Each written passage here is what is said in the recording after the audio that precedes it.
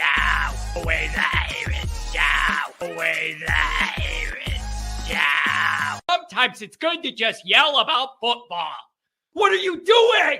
Don't do this to me, Harry! The Ohio State. It's Ohio State! What do you mean, the? It's a poison. I almost stroked out and died over it. I'm glad to be at the party. I'm mad we're this late. You ain't a captain of nothing but a sinking ship. That helps the defense without them even doing a damn thing. Doing a damn thing. The call-in line. 312-988-15. You tell Johnny all you've heard and seen. Oh, Irish. Oh, Irish. Oh, Irish. Oh, Irish. Irish. Yeah, that's right. Oh, that's right. Guess what, everybody? Football's back. I don't know whether that's good or bad, but football's back. Football's back. This is the last week we're doing any of these shows without football for a long, long time. I just don't know whether that's good or bad, you guys. I don't know. Dr. John, good to see you. Good evening, John and my fellow fanatics. Behave yourselves tonight. Oh, I always behave myself. Tom Frawley, I owe you a phone call. I was on my way to South Bend, people in the car. I think it's rude to be on the phone with people when you have other people in the car. Does anybody else feel that way? Like, I've had a couple times this week where I was in the car driving, but I had other people with me. I just think it's rude to have a conversation and the other person sitting there just chilling. I don't like doing that. It makes me uncomfortable. Tom, I owe you a phone call. Anyways, listen. Football's back. Oh, Dr. John, I do have some news from campus, actually. So that'll be coming in a few days. The meetings went good. I'll get into it. I got a couple different things going on campus. All right. I got a couple different things happening.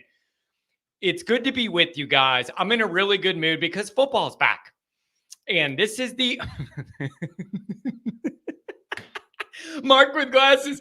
Indy's doing a lot of grilling and chilling instead of collecting wide receivers. I told you, the grill and the chill sounds like, does anybody, I don't know, is Dairy Queen national or is Dairy Queen just local? Does everybody have Dairy Queens? And some of the Dairy Queens have like where you could get chicken strips and like basic, like a cheeseburger, chicken strips, and you get a Blizzard, right? You get a sundae, whatever. A grill and chill reminds me of one of those do-it-all Dairy Queen deals where you get yourself a couple chicken strips and some fries and they throw in a little ice cream cone at the end. And you get a little grill and a chill, man. Anyways, you're grilling and you're chilling. And Dairy Queen, not only may it be obsolete, it's so overpriced, bro. Don't even get me started. I'm over here going, listen, I got a 3-year-old. She likes Dairy Queen. Give me a break, all right? Give me a break? And you go to the Dairy Queen, it's like, bro, can I get a small Butterfinger Blizzard? And they're like, oh, that'll be like $7 or $8. And then I get in there, I open it up, there's 2 flakes of Butterfinger and a bunch of ice cream. It's unbelievable to me. They charge you $6, $7. I mean, there's 2 flakes of a Butterfinger. What are you doing? Grill and chill. Anyways, I'm look at the 3 minutes and here we go. And by the way, we're not going to have Pat tonight. Make your own ice cream. What do I look like? An Amish guy out there churning my own stuff in the yard? What do you mean make my own ice cream? Anyways, this is off the rails already. Man, I love this show. Surprised you get anything but vanilla, John. I mean, can a brother get a couple flakes of Butterfinger in the Blizzard? You're charging me an outrageous amount for what? Vanilla soft serve and 2 flakes of a Butterfinger? Get a grip of your life. Get a grip of your life. Anyways, I've had no beers tonight. 100% sober. No beers, nothing to smoke, nothing to eat, no gummies, nothing. You're getting this straight up. You're getting me straight up. I don't know whether it's good or bad, baby. I don't know, but here we go. Did I just miss it? Yeah, you bet you did. You bet you did. Outrageous, the Dairy Queen. No, why do people think I'm on something? I'm not on anything. This is straight up. I know that's plenty scary as it is already. Look at it. I know it's plenty scary. We got a couple phone calls. We're going to get to those early. So here's the deal, you guys. Football is back. $2 olive from Steven Arado. 5 weeks. The bourbon is flowing. There you go, man. There you go. So yeah, high on life. I'm excited because football is back. The only thing is, it's like, I hope we're happy football is back. And there's just a lot of anxiety, you guys. There's a lot of anxiety, and I feel it, and I understand it. I was at Notre Dame the last 2 days. Very, very peaceful. Very, very peaceful. Just there's not a lot of action yet. There's not a lot. It's not for football yet, so it's really chill. And I need that in my life. Just a little one more hit back to campus to be able to like calm my soul before all this football chaos that is quickly approaching, coming our way in a few short weeks, and it's going to be wild. So I just kind of wanted to get back to campus and have one more kind of soulful, peaceful retreat there before all the drama. And I got a couple videos I think you're going to like that I recorded from campus the last couple days. They're probably going to come out tomorrow, maybe both tomorrow, maybe tomorrow and the next day, something like that. And I think you guys are going to like them. So a little bit of that, some good old fashioned, good for the soul Notre Dame stuff. So if you're here, obviously hit subscribe. I appreciate it very much. Give the video a thumbs up. That helps me a lot. 937-219, getting me the first couple up. Happy to take your phone calls. There is going to be no Pat today. He had a golf event at the country club, and it is an event called the Wild Bunch is the name of the golf scramble. And it's an all-day festival of a little bit of golf and a lot of drinking. And so Pat is busy. Pat is busy, and we're going to let him do his thing. We're going to let him do his thing. Oh, come on, Chesty McChesterson. Oh, I get what you did. Yeah, I'm not even blaming Chesty for that one. That's a Goolsby special. That's a Goolsby special. Long story. So yeah, Pat, hopefully he's having a good night. I'm sure it's been a long day. Tom says, what's with all the negative vibes? Tom, I've been thinking about it a lot in South Bend the last couple of days. People are conflicted, Tom. Here's what you got going on. See if you guys agree. Maybe you disagree. This is what I see. This is what I feel. This is what I see. What I see is, yeah, why is John so skinny? Stress. I eat the calories. I stress them right out. Notre Dame, I just stress, man. I do mean this, though. If you really want to know, I was never this skinny. Daughter born way, way early. Daughter and wife both. They were helicopter ride. They both almost passed away. I thought they were both going to die. One was in the NICU forever, and the other one was in the main hospital part. Like, I'm not kidding you. I lost like 20 pounds in a month from the stress of that, trying to navigate all that. It's how my body handled the stress. I lost like 20 pounds. I never gained it back. I was 20 pounds more. And then when that happened and they were both almost gone and all the drama and all that stuff, I literally, it just stressed. I wasn't eating, just coffee and stress for like a little over a month with both of those situations. And like, I never gained it back. That's where the 20 pounds went.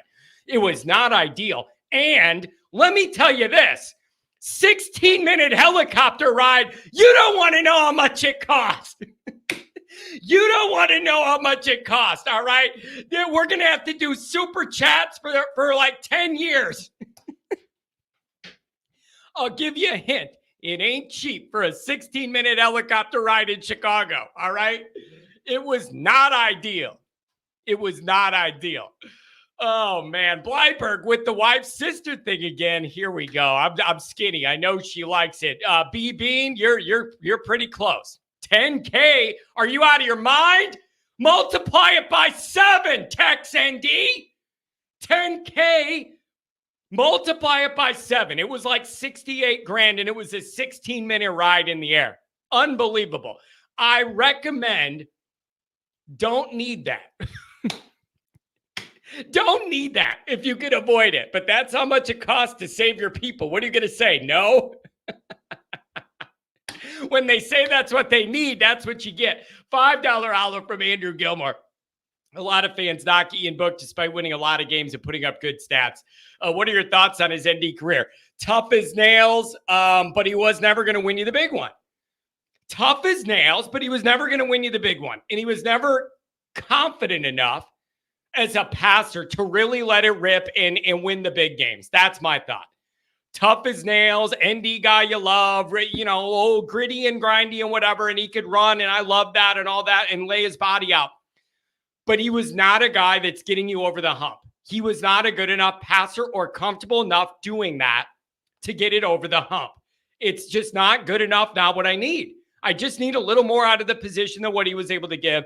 But I love his effort and dedication to Notre Dame. Tough Notre Dame guy, all that kind of stuff. And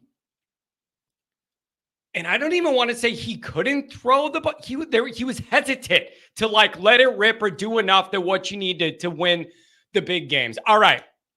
We got a couple callers. People, dial it up.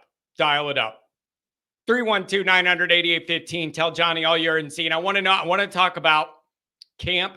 I want to know what's on your mind. I want to know how you're feeling this last weekend before we get into football. I already see people talking about what's the media narrative going to be. How are they gonna spin it and say everybody's awesome and everything's perfect and whatever it is. 937-219, first two up. Let me check something. See if my internet's working these days. I know it's been on the fritz, just like my sanity. All right. So here's the thing. Next week, night shows.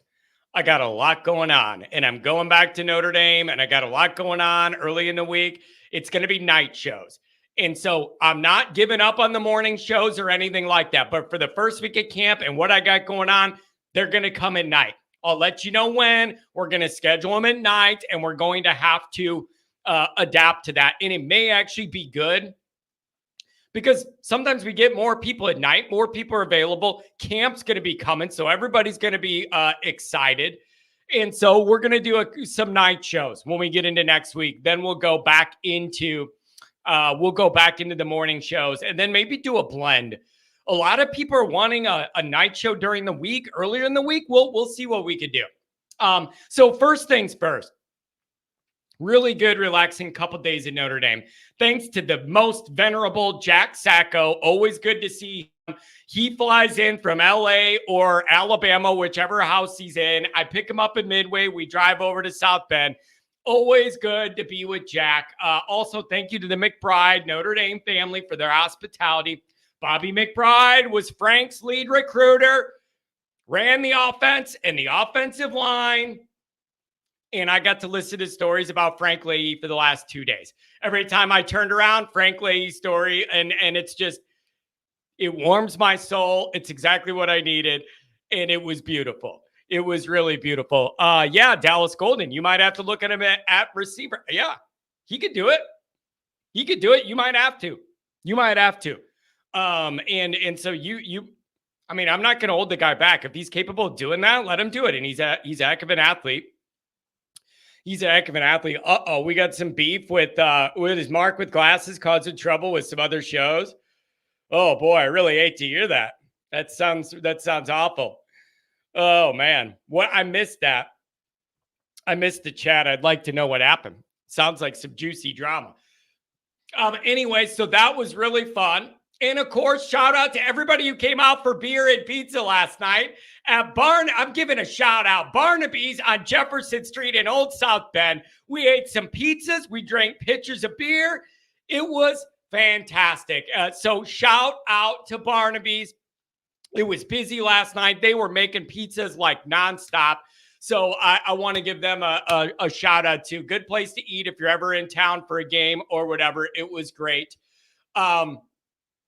So Here's the thing, you guys. Here's what I feel. Tell me if you're with me or not. Maybe you're not. Of course, I got a cheese pizza. What are you talking about? I got a personal cheese pizza and a freaking, what do you call it? A big glass of Miller Lite. That's all I needed. I got a plain cheese pizza and a pitcher of Miller Lite. That is all I need to be happy in my life. Anything else would be uncivilized. What else do you need? I literally got a personal cheese pizza and a pitcher of Miller Lite. And it was beautiful. It was exactly what I want. I didn't need anything else. What do you want me to do? Put a garden on top of it? You're ruining the pizza. I don't need it. Cheese pizza, baby. Cheese pizza, Miller Lite. The American way.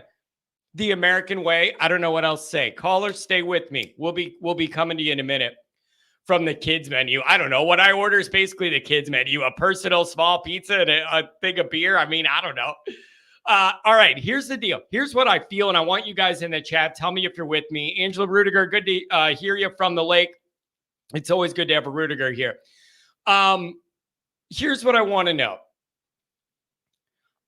Entering camp, I feel that the fan base is largely conflicted. And when I say largely conflicted, what I mean is I believe there is a strong feeling that this year's team could be really, really good. And hopes are high, and there's reasons for that, and we feel really, really good about this team. But I am going to admit the problems with recruiting in the last month have dampened some of people's excitement. And so you have two different things going on at the same time. You have two different things going on at the same exact time. You're excited about what 24 could be and look like on the field. But I'm not going to deny what has happened in recruiting the last 4 weeks, losing your top-rated guy to Michigan and then striking out on all these wide receivers, and then you ain't got one of them at the grill and chill. I'm not going to lie. It has brought everybody down a little bit. And I feel like it's very, very hard for people to separate out those feelings. I feel like it's very hard for people to be playing both sides of it, to be like, what we're going to get this year on the field is really exciting, but we're frustrated with the recruiting for what's coming and how those don't blend. That's where we're at. And it just feels very, very awkward because you're like kind of torn. I want to be in a better, more upbeat mood, but I'm not going to lie to you. I'm real frustrated about the wide receiver thing. And I'm starting to think the only way out of it is you just got to run a better offense, have better quarterback play, highlight these wide receivers, show that you can run an offense that highlights them. I don't know if we have any guys that are good enough to go pro after this year, but that would be the next step, is showing that you could put those guys in the league, just like LSU and like Ohio State and USC or whatever, with the wide receiver position, be able to put those guys in the league. I just think that's where you're at. And I know... And John's going, the top 10 classes are mediocre. I'm talking about wide receivers. I didn't say I hated the rest of the class. I didn't say there's no good players in this class. I didn't say the whole thing is garbage. I'm not saying that. But you can't expect Notre Dame and want Notre Dame to make a deep run in the playoff where you're going to have to win 4 games to win it all. And you got one part of your team that's weighing everything down because it's nowhere near good enough or deep enough or well-rounded enough. You just can't. You just can't. You can't expect Notre Dame to reach those goals without a well-rounded team. You cannot have one area that's not carrying its weight. Right now, you got problems. And it's on Chad, and Denbrock's got to get more involved, and it's on the new wide receiver coach. Some people are still blaming the old wide receiver coach, and you got to blame Freeman too. This is shared blame. And I did not order wine and cheese pizza. I got the cheese pizza. But But I'm telling you, I was in hog heaven, man. It was just the most basic meal for Johnny. I sit in Barnaby's and I get myself a personal cheese pizza, just like Kevin in Home Alone when he's in the limo and they're like, your own cheese pizza. Johnny boy had a cheese pizza and a pitcher of Miller Lite. It's all I need to be happy. It was so beautiful, man. It was so beautiful, man. I loved it. Oh, I had so much fun. And we just talked Notre Dame football for 4 hours in a row. From 6 to 10, we were at that place talking football. Oh, it was beautiful. It's all I want to do. And that's the deal with those wide receivers. So it really, really frustrating. And you know why? Because I saw the light at the end of the tunnel, you guys. I saw that we were close. I could see a roadmap to that recruiting class finishing out with a few guys here and a few guys there and ending on this high ramp up note with 4 or 5 4-star plus guys on the way out, rounding out a class. Those last handful of, you could see that path and it just kind of unraveled. And that's the biggest frustration for me. Why is everybody saying Notre Dame won't even make the playoff? I'm not seeing anybody say that. I don't know if you're trying to make me mad. Are you trying to get my blood pressure up? I don't know. I'm not seeing a lot of people saying that. Or if I am, there are people on Twitter that are like Michigan and USC fans. I am not seeing that. Are we still talking about wide receiver recruiting? The horse is dead. Get off. It's relevant. It's what everybody's talking about. It's what's on my mind. I'm getting real sick of people in this fan base that want to avoid tough discussions. I'm telling you, it's starting to bug me. There's just certain things here where if it's uncomfortable, we want to avoid talking about it and just move on. Rainbows and lollipops and sunshine. You got to address your problems head on. You're going to get further diving into your problems where it isn't good enough rather than sitting there counting your blessings that are already in your hand. It's not a bad thing to focus on what isn't good enough. I'm sorry. It's bugging me sometimes with this fan base. Oh, we didn't get these recruits. Just look over here. Look over here. Don't look at it. Look over here. Pay no attention to that. Look over at the good parts. The good parts are the good parts. You don't need to worry about them as much. Talk about and worry about where you're not good enough. It's the only way to get better is to focus on it, not look the other way. It's not good enough. It has not been good enough for a long time for a lot of reasons, spanning multiple head coaches, coordinators, position coaches. It hasn't been good enough for a long time. You want to win 4 games in this playoff? You can have no weaknesses on that field. None. You cannot be, our defense is good and we like the running backs or whatever, but we have no dudes to throw to. It ain't good enough. It isn't good enough. Get that thing up to level. And that's also why I've been having trouble in this niche the last week, where I'm saying I'm not buying the next recruiting outlet that tells me we struck out on all the 4 and 5-star guys, but we found a guy committed to Southern Central Arkansas State, and we're going to flip him, and he's real athletic, and he's going to be awesome, but no major school wanted him, but he's coming to Notre Dame, and you're going to love him, and I'm not buying it. I'm not buying it. Also, whatever they say in camp, everything's great. The wide receivers are doing backflips and catching balls one-handed and blindfolded, and everything's going to be great or whatever. Believe it when I see it against A&M. Believe it when I see it against A&M. Okay? Believe it when I see it against A&M. Prove it when it matters. And I got news for you. It ain't on your official record what happens next week. So that's you know how it is. Every time that first week, you get a bunch of narratives that come out from the media, whatever, this and that. But believe it against A&M. Okay? So that's the deal. Oh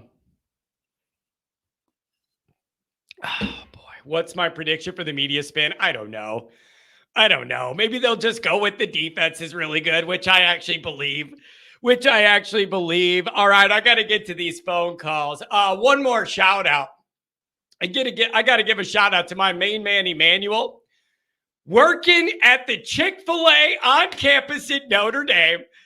Me and Jack go in there to get some lunch. I'm getting some Chick-fil-A, and the dude working there, he's like, "Hey man," he's like, "I've called your show before. I'm Emmanuel. I love your show." He comes around, leaves the counter. We talk about some ball.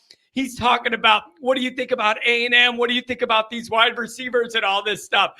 It was beautiful, man. So really, shout out to you, Emmanuel, man. He was working hard back there at the Chick-fil-A. Loves the show. It was good to be seen and have a good discussion with him, man. You're my main man. Give me a call whenever you'd want.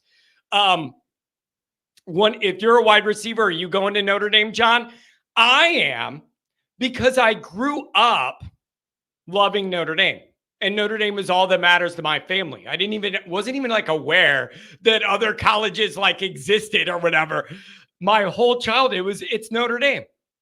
It's all about Notre Dame. So would I go to Notre Dame? Oh, I certainly would, because to my family, Notre Dame is everything. To my family, Notre Dame is everything. But if I'm a wide receiver from like Florida or something and I don't have any ties to Notre Dame, no, I'm not going to Notre Dame. Why? So I have to go to school in cold weather and like do schoolwork. And I'm looking at offenses that are like not exciting, that don't use the wide receivers. And I'm looking at quarterback play that isn't good enough. What did Sam Hartman get drafted in? What league is that he's in? He's in the UFL or what? Some league I've never even heard of. Our quarterback is. The year before that, I mean, you had injury issues, but you ended up with a quarterback that his main job was as the lollipop kid in The Wizard of Oz in the beginning of the movie when Dorothy drops out of the sky in Munchkin Land. We represent the Lollipop Guild, and he can't even throw it over the line because he's 5 feet tall.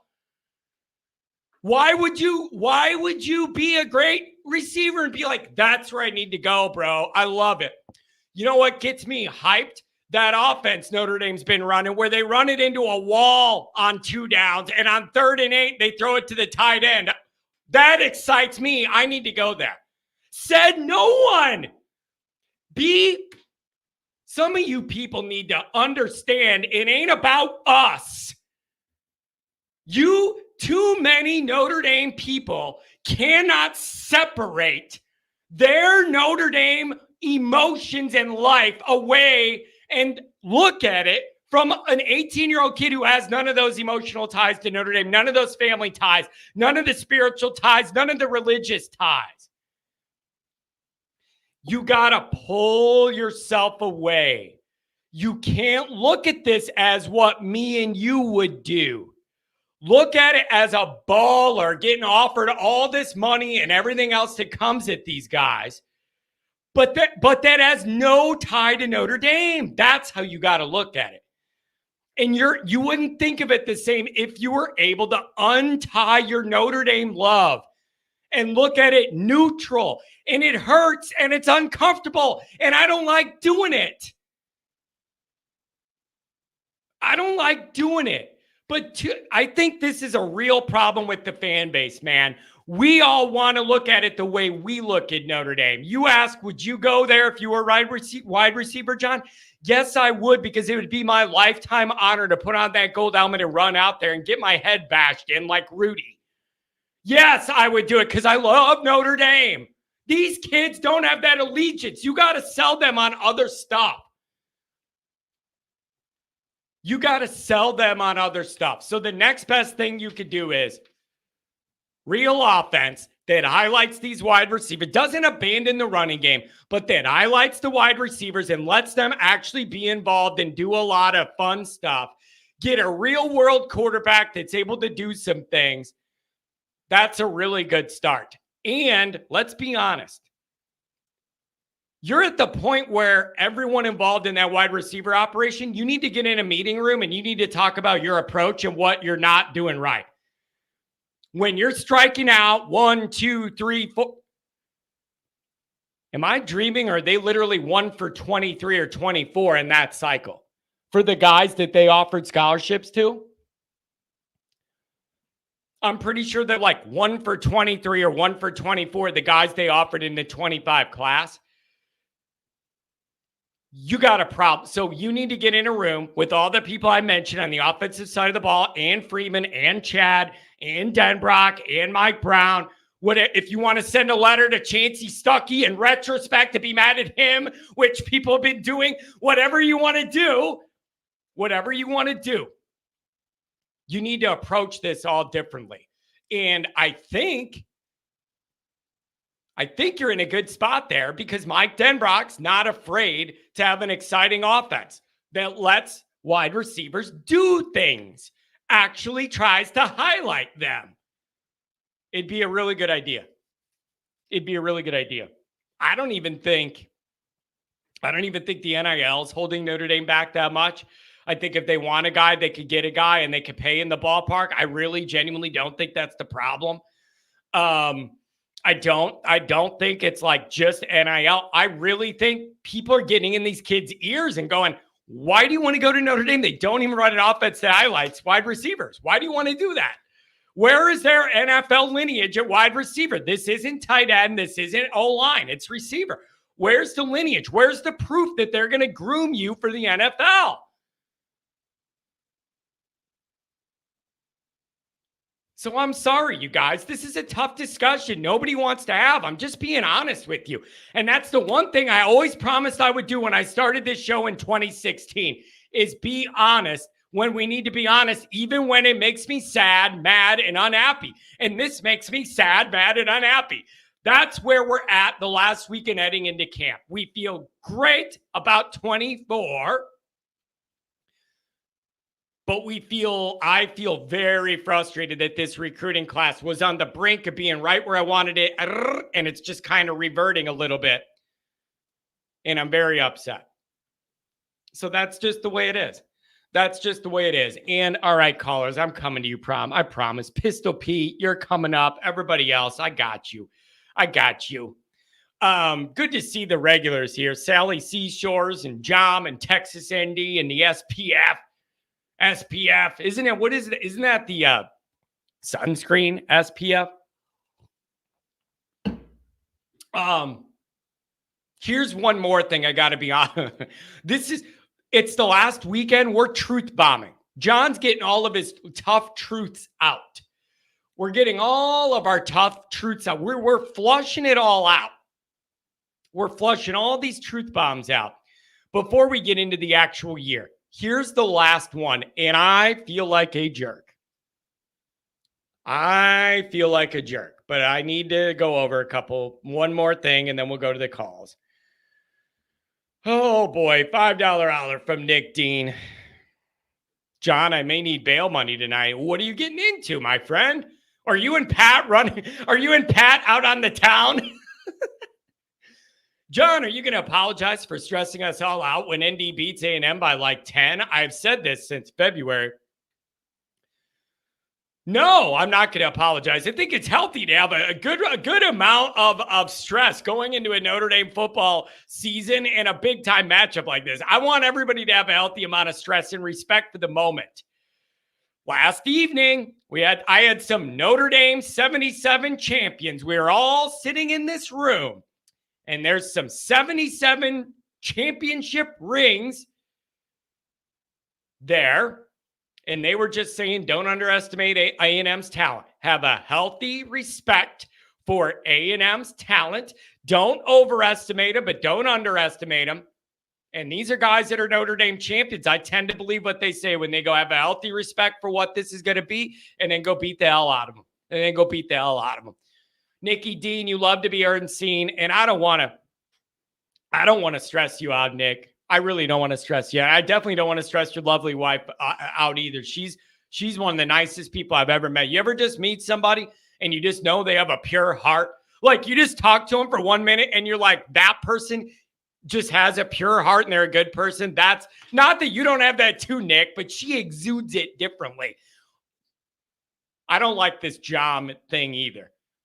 Did you misspell your name? It's bothered me for like 2 years, bro. This Jom, it's bothered me. Johm, it's really bothered me for like years. Did you misspell and then didn't go back and edit your name? Or what? I don't know. $2 holler. Relax, always Irish. You know what Adam's been texting me lately? Oh, it's funny. Adam's been texting me pictures of him on the boat or like little videos. People are bullying me because my name is John. Is John? Wait, what? Now you're spelling it right. Which is it? There's no way your mom named you John. Was she wasted when she had you and misspelled it? What do you mean? Adam's telling me to relax. He's the one texting me saying, John, I'm not worrying about Notre Dame. I'm just keeping it out of my mind. He's sending me pictures from the boat. He's sending me videos of people dancing on the boat on the lake. They're just relaxing. And Adams, he's golfing, trying to get Adams in. I know what Adam's doing. He's doing everything he can to get his mind off of it. He's doing everything he can to get his mind off of it. And I respect you. But Adam, don't be sitting there like you're calm, cool, and collected. So wait, this guy's saying his name's John.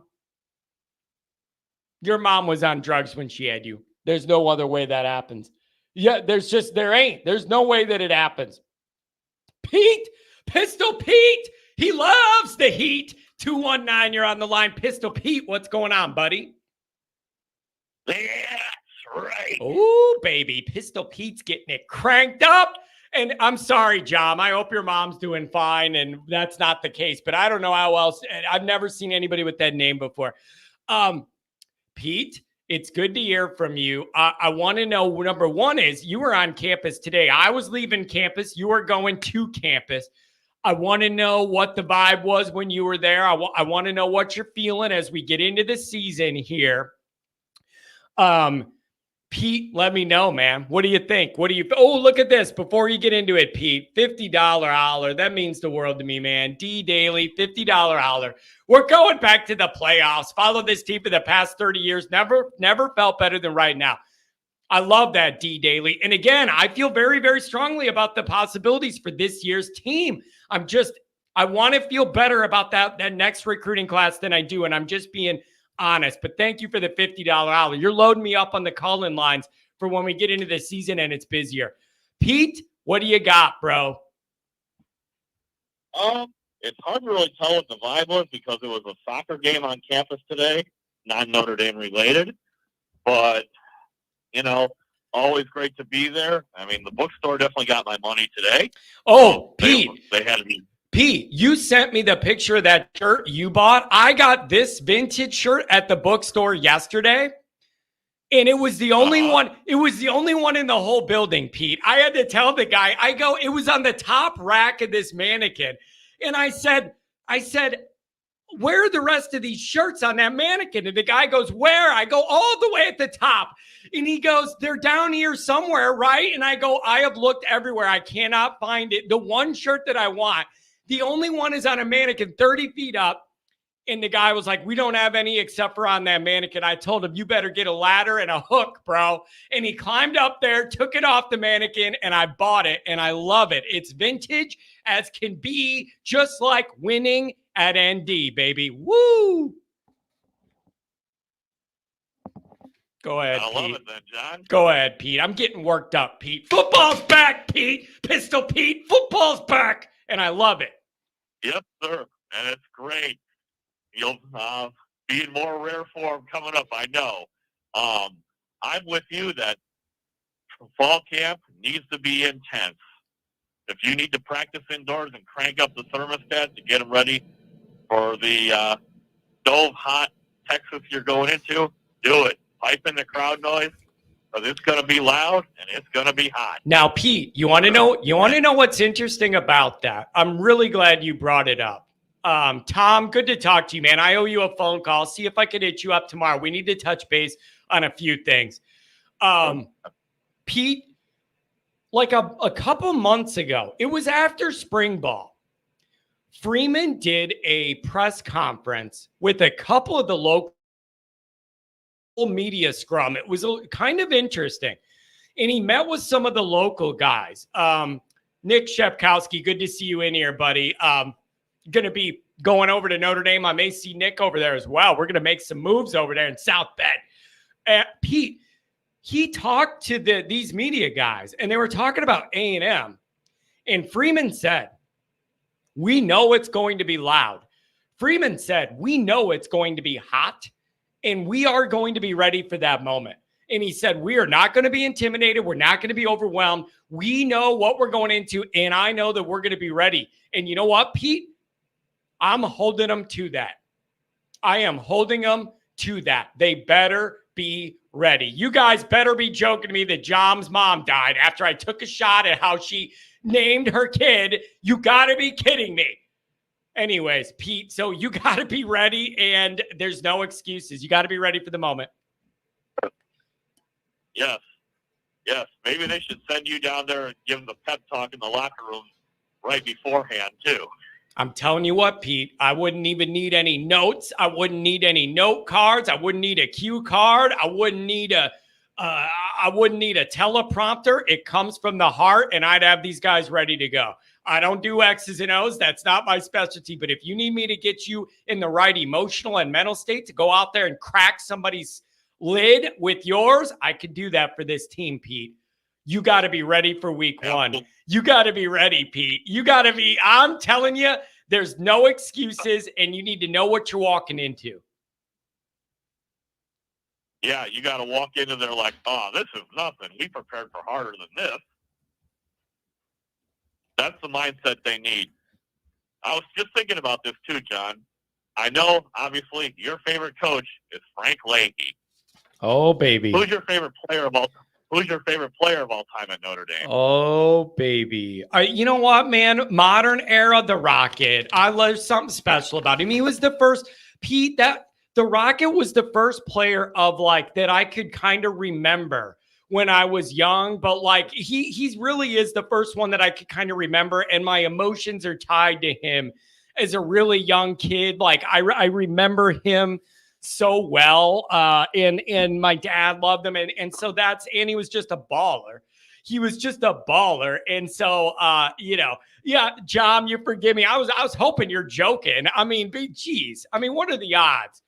What are the odds that I make fun of the guy's name and then the person that named I feel bad about that. D Daly, I appreciate it. Pete, give me a second to honor this super chat. Look at this. $150 holler from Craig. Craig was with the crew last night, man. Craig can vouch for my cheese pizza and pitcher of Miller Lite last night. Again, shout out to Barnaby's on Jefferson Street. You're getting a little free advertisement from Always Irish. I had such a good time with all my Notre Dame people. Everybody go there when you're in town. Really good pie and ice cold Miller Lite. Craig, thanks so much, man. $150 holler. I mean, you people make the world go round, and you definitely pay for the phone lines. Thank you very, very much. Means the world to me, Craig, and so does your friendship, man. It was good to see you. Really good to see you last night. Pete, let me ask you this about A&M. I'd like to know what you're feeling most confident about, and I'd like to know something you're nervous about going into A&M other than the weather, and the noise. I mean, on the field. Give me something you feel good about. Give me something you have anxiety about, brother. Well, actually, there's kind of a little bit of, it could go either way on this, as you know, the coin flip. I mean, if we win the toss, I say put our defense on the field first. I'd rather the strength of our team, which is our defense, be out there first rather than our offense, who we have the major questions about, because it wouldn't be tough to have us start off first with a turnover or go 3 and out, whereas if our defense even held them to just no points, that would help our offense going on the field to start the game. Yeah, I really like I really do. I hope Christ can forgive you, John. Dude, I think I'm good on that. I think he knows that I think he knows where my heart is. I think I feel confident in that. I'm not going to lose sleep over it. Maybe you want me to, but I'm genuinely not. I feel like Christ knows my heart's in the right spot. Just trying to make some funny content here. I'm not a fortune teller that can see everybody's home life. Anyways, Pete, I agree with you. I want our strength out there.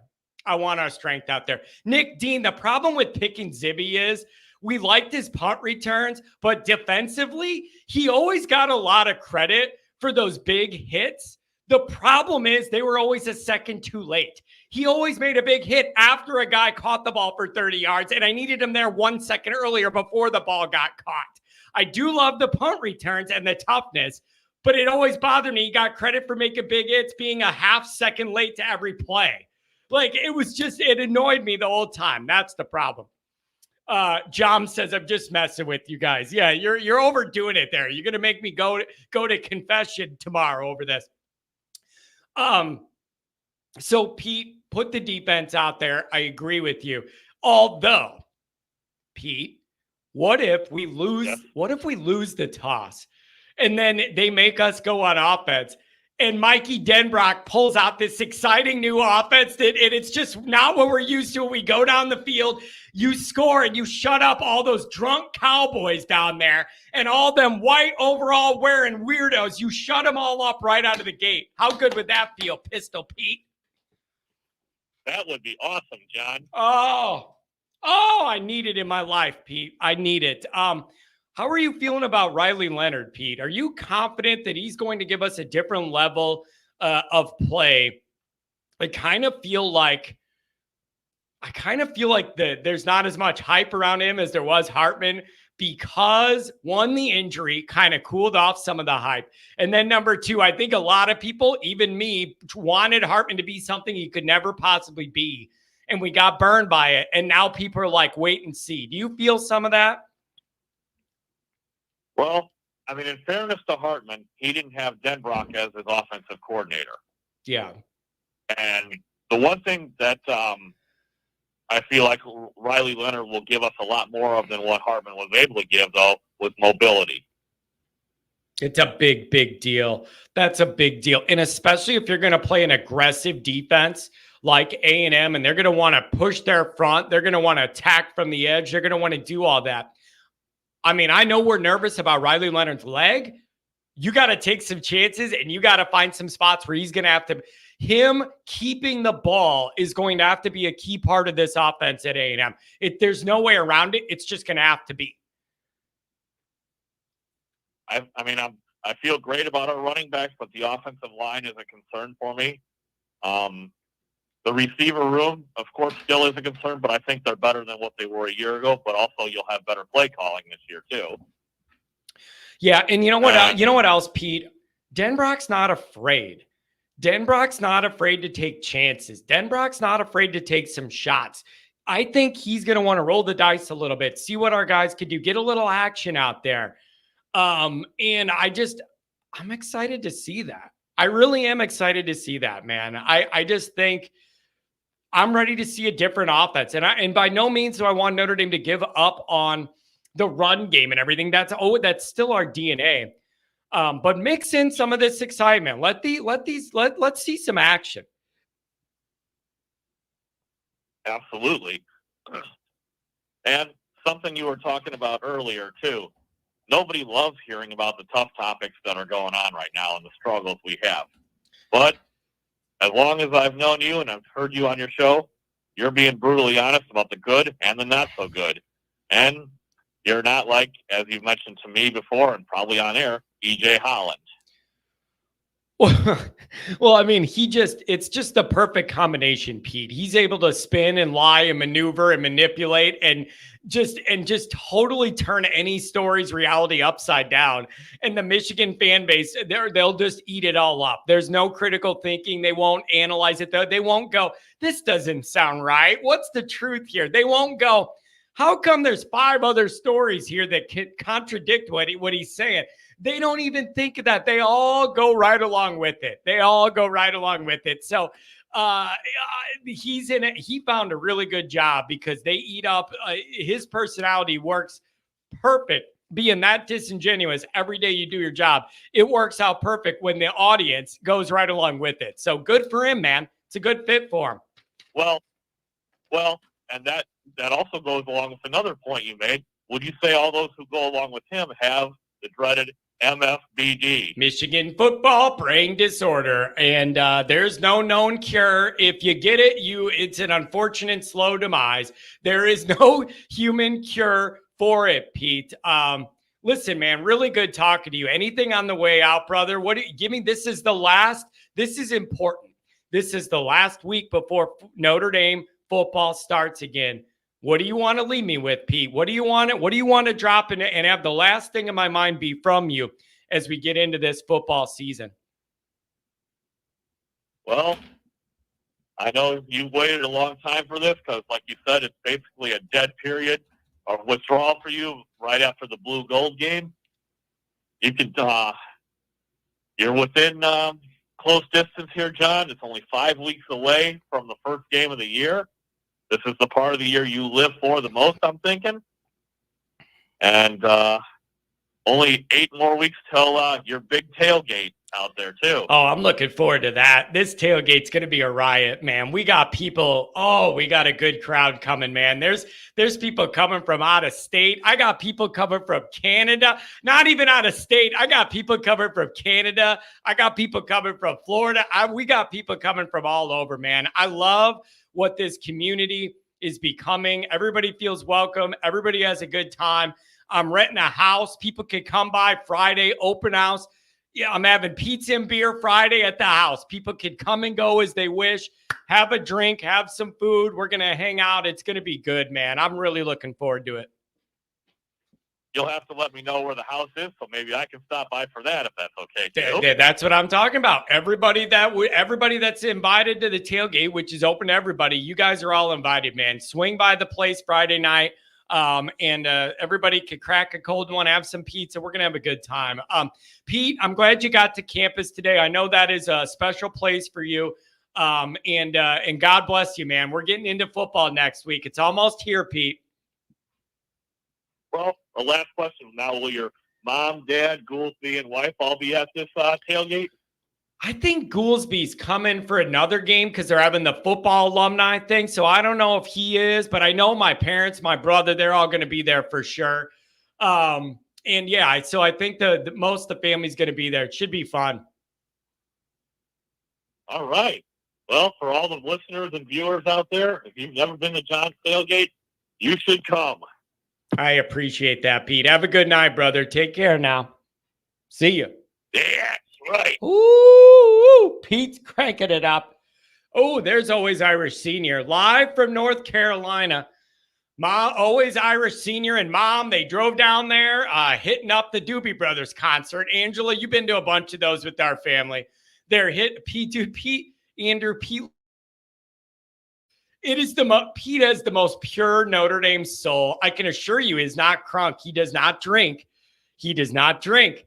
I can assure you, Pete has the most pure Notre Dame soul. He just loves Notre Dame so much. It's just great. But yeah, Always Irish Senior, and they're going to the Doobie Brothers concert. I don't know what night it is or whatever, but they're partying with some family down there. Like to get out to the concert a little bit. Crunk means elite. I thought crunk meant like crunk juice from like Little John when I was in college, and I thought it meant like you're getting messed up. Crunk juice. You kidding me? 937, you're coming up. John is definitely a pinky out drinker. What do you mean? That's a wine and cheese move, and you know I'm against that kind of activity. What do you mean? John isn't into Star Wars, but he loves the Lord of the Rings. I have never seen any of this stuff. Star Wars, Lord of the Rings, Hunger Games, Harry Potter. I've never seen any of this. It's all nerd activity. No, I have no idea what any of that is. It's nerd stuff to me. Sci-fi nerds. I have no idea what you're talking about. None of it. I've never seen any of it. No, I have no idea. 937, welcome to the show on a Saturday Night Live. What's going on? Hey, John, it's your favorite Buckeye fan. How are you doing? Oh, boy. I have anxiety. That's how I'm doing, man. I have anxiety. We feel good about like this year's team, but the recruiting's kind of frustrating. And then as good as people feel about this year's team, if you lose against A&M, nobody feels good about this team. So we're like, it's a really, you're always in a weird spot as a Notre Dame fan. And here we are again. A lot of people are picking Notre Dame for the playoff, but it's like, well, if you lose week 1, then you're in a bad spot. You got to go 11-0. So it's a weird spot to be. And now everybody's giving me a hard time for pulling you up on a Saturday night. Ooh, boy, look at this. Hang up. F this guy. I'm just glad you didn't have me go number 1. They'd start saying this is the Always Buckeye show. Oh, yeah. I didn't have you go number 1, but all my people are going number 2 on you. I know that's how this is going, buddy. Well, I was going to say, this year, Notre Dame, they always do this to themselves, or a lot lately. They have this big game in the first week, so like you pretty much know if you have a legit team or not week 1. Yeah. But one thing I haven't heard mentioned on your show, and I'm sorry I haven't called you as much this year, but our company changed. We're moving to a smaller building, and I don't have an office. I'm in a cube, so I can't just call up on a whim. Oh, that's funny. But yeah. But this year is going to be the first year with helmet communication, and that's going to be really interesting, especially in the first couple of games. I think it's a really, really good point. That's going to be a very big difference. Yeah, it's a really good point, and it's extremely relevant when you're going to Texas, and there's going to be 102,000 drunk cowboys down there drinking oil out of a boot or whatever they do in Texas A&M. Like, it's a really, really good point, actually, and it's something easy to forget. But yeah, they're doing those communications. Yeah, it's going to be interesting. And after seeing, after seeing what Michigan was willing to do, I wouldn't be surprised, if the signal goes in and out. Yeah. At the first game, and they could say that, well, it was the first time we ever, put this in, and yeah, that's we didn't funny. know how it was going to do. It goes into like a feed from the new video game that came out of them like calling out the plays or something. Like it's you know what? And the other thing is there's got to be a rhythm and a cadence style that works too with that flow. You better get that all synced up in practice so like the timing you have. I think it's 15 seconds left on the play clock. It cuts out at 15 seconds, I believe. Like, there's got to be a little flow that they're going to have to learn how to work. That's something easy to forget, man. And it may be super relevant in that loud environment week 1. And everybody's figuring that you were going to throw in there. It might also be a good way to, I know, Nick, and I caught myself. Give me a break, Nick. People were probably figuring you were going to say, it'd be really helpful if they could, yell, get another guy on the field. You're allowed to have 11 in the ear of the defense. That might be nice too. That could be relevant. Right. Yeah. I just think with the first game, the first 2 or 3 games, it's going to be really interesting, especially your first road game, because it's going to be very different. And I'm just, it's not the NFL. It's not going to be, I don't know if it's standardized throughout the NCAA. So I'm not exactly sure who's in charge of that, and that's a big deal. So, that's just one thing I thought I'd bring up. It's going to be really, going to be really interesting. That is it. It's just so bizarre to me. Everybody's going, Notre Dame should be a playoff team if they win week 1. And if for some reason they don't, you basically got to go 11-0 from there. I am not sold that a 10-2 Notre Dame's going to get in. And if they do, you may be facing a really challenging road game somewhere you don't want to go on the road. It's just such a different dynamic. So it's really weird here with we feel really good about Notre Dame as long as they win week 1. It's very tedious. And I don't need Notre Dame to look great. They don't need to be perfect or anything. You just need to be able to get through it. Get through it. Yeah. I think Notre Dame for this season, just the way their schedule is, they're going to have to, you can't lose 2 games and make the playoffs. I just don't think I just don't think it's going to happen. It's going to be. And again, there's no data. That's the other thing. This is a huge project. This is all data, new data. Nobody knows how this is going to go. So let me ask you, let me flip it on you. What about the Buckeyes? You got to win all your games, don't you? You got to go 12-0, right? That's the only outcome this year that's acceptable. Is it not? I think we go. Yeah. I think we go 11. I think we can go 11-1, lose at Oregon. But the one can't be that one. The one can't be that one. Is that what you? Yeah. It cannot be the one at the end of the season. If it is, Ryan Day might not even make it off the field. They might. Yeah. I mean, it's going to be bad if he doesn't win that game. Yeah. You listen to commentators that were former players, and they're like, "Yeah, we would fire him right after the game." So, yeah, like they wouldn't even let him. They wouldn't even let him do the post game press conference. Yeah, and so, it's going to be. I think he could lose at Oregon. I think that's the one that he could lose to, because I think they do have enough. They have enough talent to beat us at their house. I do think though that Ohio State will probably win the Big Ten this year, and then I'm not. The playoffs to me, I think Ohio State's got to go deep, but I do think that. The way the ball bounces in the playoffs, sometimes you get weird things. And this year there's also a 2-minute warning, so that's a little bit different. Yeah, it's going to be interesting. I don't know. Here's the only one thing you said earlier. Go ahead. Here's the only thing I want to bring up is you got to be careful what you ask for. If you got a guy who only loses one game a year or whatever, and that's it, and then you want to ride him out of town, you could do a lot worse than that. Like, I know what you're thinking with that one game. It can't be that one that you keep losing. I'm just saying, when the bar is that high, and even though it's that one game, you got to be careful what you ask for. If you think losing that one game is bad, what would it be like to lose that one game and 2 or 3 others? If you get somebody else in behind them that does worse, that's really tricky when you're at that level of expectation. That's my only thing for you guys to look out for. Yeah. I don't know. Well, the other thing, too, is if you look at, like Georgia and Kirby Smart, Ryan Day through this time period actually has achieved more. So, which is kind of interesting. He's had 2 Big Ten titles.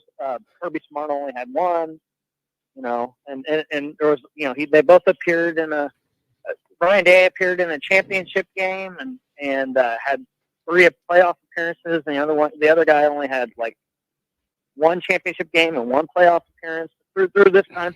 And he still had a hard time beating Bama, and that's their biggest rival. But he's probably right now the best coach in the game. So you're right. You're 100% right about that. You never know. You don't know. It's sometimes you just get too greedy. But you know what? You just can't lose to Michigan, though. You just can't lose to Michigan, though. Yeah. Yeah. In this era, when you got a lot of people paying money for players and this and that, and businesses with the NIL, there's a lot more skin in the game for people. Yeah. So the expectations are through the roof. Yeah. But that kind of brings me to the next thing I was going to say with wide receivers. This year, I think one thing that's kind of crazy is that the wide receiver market this year is just insane, from what I understand. Like Ohio State didn't even go after some of the top guys because they want basically the money of the guy that we got, who's like one of the best recruits supposedly at wide receiver ever last year.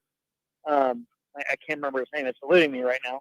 But they want that type of money, and it sounds like to me all these guys got agents, so they know what the market is, and so my question is to you: is Notre Dame? Are they?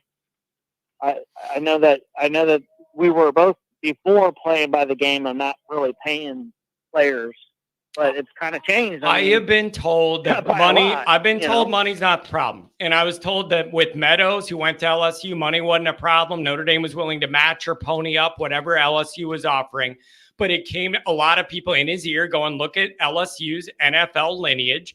Look at the exciting offenses. Even though Denbrock's with us now, it's like, look at the LSU program lineage and the NFL stuff. But I was assured by multiple people, Money was not the issue with that one. Now, when it comes to guaranteeing the money to a lot of those young guys before they've proven anything, I don't think Notre Dame wants to do that, but they will pick their spots. And I think they knew how important this one was. But I was assured by multiple people that the money was not the problem. But he got scared off by, like, why would you want to go?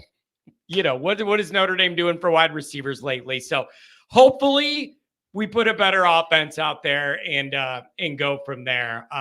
But, man, I appreciate you touching base, man. The people don't like it. They're getting agitated. They don't like it, man. They said, where's the 11 Warriors show? Where's the 11 Warriors show? Or whatever. Buckeye Scoop. Isn't that a big one? The Buckeye Scoop. Yeah, the Buckeye Scoop. Yeah, I listened to them tonight, but they don't take callers like you do. So I like and too, John, you were a one of a kind out there. Your lane for college football is my favorite lane, where you're just, you go a little bit in recruiting, but you're not going into the super deals. You're more of a, you see the forest versus the trees. And also, it's very similar with the football and how you look at a football. You're not looking at every single individual play and breaking it down. You're looking at more of the forest, the landscape of the team. I love it. And thank you. Honestly, I think all the guys that are the big recruiting gurus that you had on, and you had on Monday last week. I hate to say this, don't let them know, but I think that's a dying industry, because they fooled a lot of people a lot of times, and now with this NIL and the kids are real tight-lipped. You got people like Fong out there, and he's flipped in his picks the right last minute. Interesting. To people, it just drives people nuts. Like, so maybe it's gone so far that it's caught up to itself, kind of. That's an interesting thought, man. Hey, thanks a lot for touching base, man. Enjoy football coming back. Yep, have a great one, and have a great one. Talk to you. Here, you guys are mean. Jesus, look at you guys. Oh, he ruined my night. This guy, geez, like, I get it, man. And the other thing is, why do you assume that I always know? It's not like I know, like I bump up the Ohio State guy. I just see a number and he's been on hold longer than the other people. So I bring him up. Give me a break. And you know what else, too? Here's the other thing. It's an ND show. But I don't necessarily want all pro Notre Dame people on a Notre Dame show. I don't even think that's healthy. Again, I genuinely don't even think that's healthy, that this is an ND show, but everything has to be ND. Don't you? No one wants to hear what anybody else thinks about Notre Dame? You don't think that's healthy to have any outside perspective of what the Notre Dame landscape looks to anyone else? You just want it all Notre Dame all the time? I like having some other people in the chat and some other callers here and again that are able to look at Notre Dame from a different way. I think that's healthy. Seriously, you guys, some of this stuff bugs me. What do you guys all want? Oh, Notre Dame rules. Notre Dame's number one. I love Notre Dame. When it isn't the reality half the time, I think it's healthy sometimes to have a blend. Jeez. Okay, John, in that case, roll Tide. Well, I'm not saying I want an Alabama caller, but I'm just saying, if it was all rah-rah Notre Dame stuff, that's boring to me. You're saying you don't like that guy or whatever. The echo chamber thing with all Notre Dame, I think that's boring. Sometimes I wish that guy was mean, because that would be fun and give me some extra content. But he's always so nice. Pisses me off. He's always nice. It bugs me. It really does bug me. Eric, you're going to come up. I see the dono in on the call. 360, where do you want to go? Welcome to the show. Am I on? You are on, my friend, and it's been a while. Looks like it's been almost a year, according to the call log. Almost a year, is that right? Yeah, I was so drunk on the Hartman, I was embarrassed to call back. You know what, man? Maybe some of that. Maybe I'm an idiot for that too. I hosted his NIL event in Crown Point, and I was promoting it and going, "Oh, this is going to be awesome!" And we actually got a guy that could throw the ball around a little bit. And now, what did he go? 800th pick in the UFL or some league I never heard of or whatever. Maybe I'm a fool for this too, and I'm open to that. Yeah, and where did Louisville go? Yeah, I know, man, Yeah, but I don't know. I don't know. Now, let me ask this. Do you feel like we are underestimating Riley Leonard because we all feel that we got burned by Sam Hartman, the Sam Hartman experience? So now we're hesitant to buy in and maybe have as much hope as we could with Leonard because of that? Because I feel like it's been very muted compared to when we got Sam. And then Leonard got the injury, and then it cooled off even more. So I'm open to that. What do you make of this?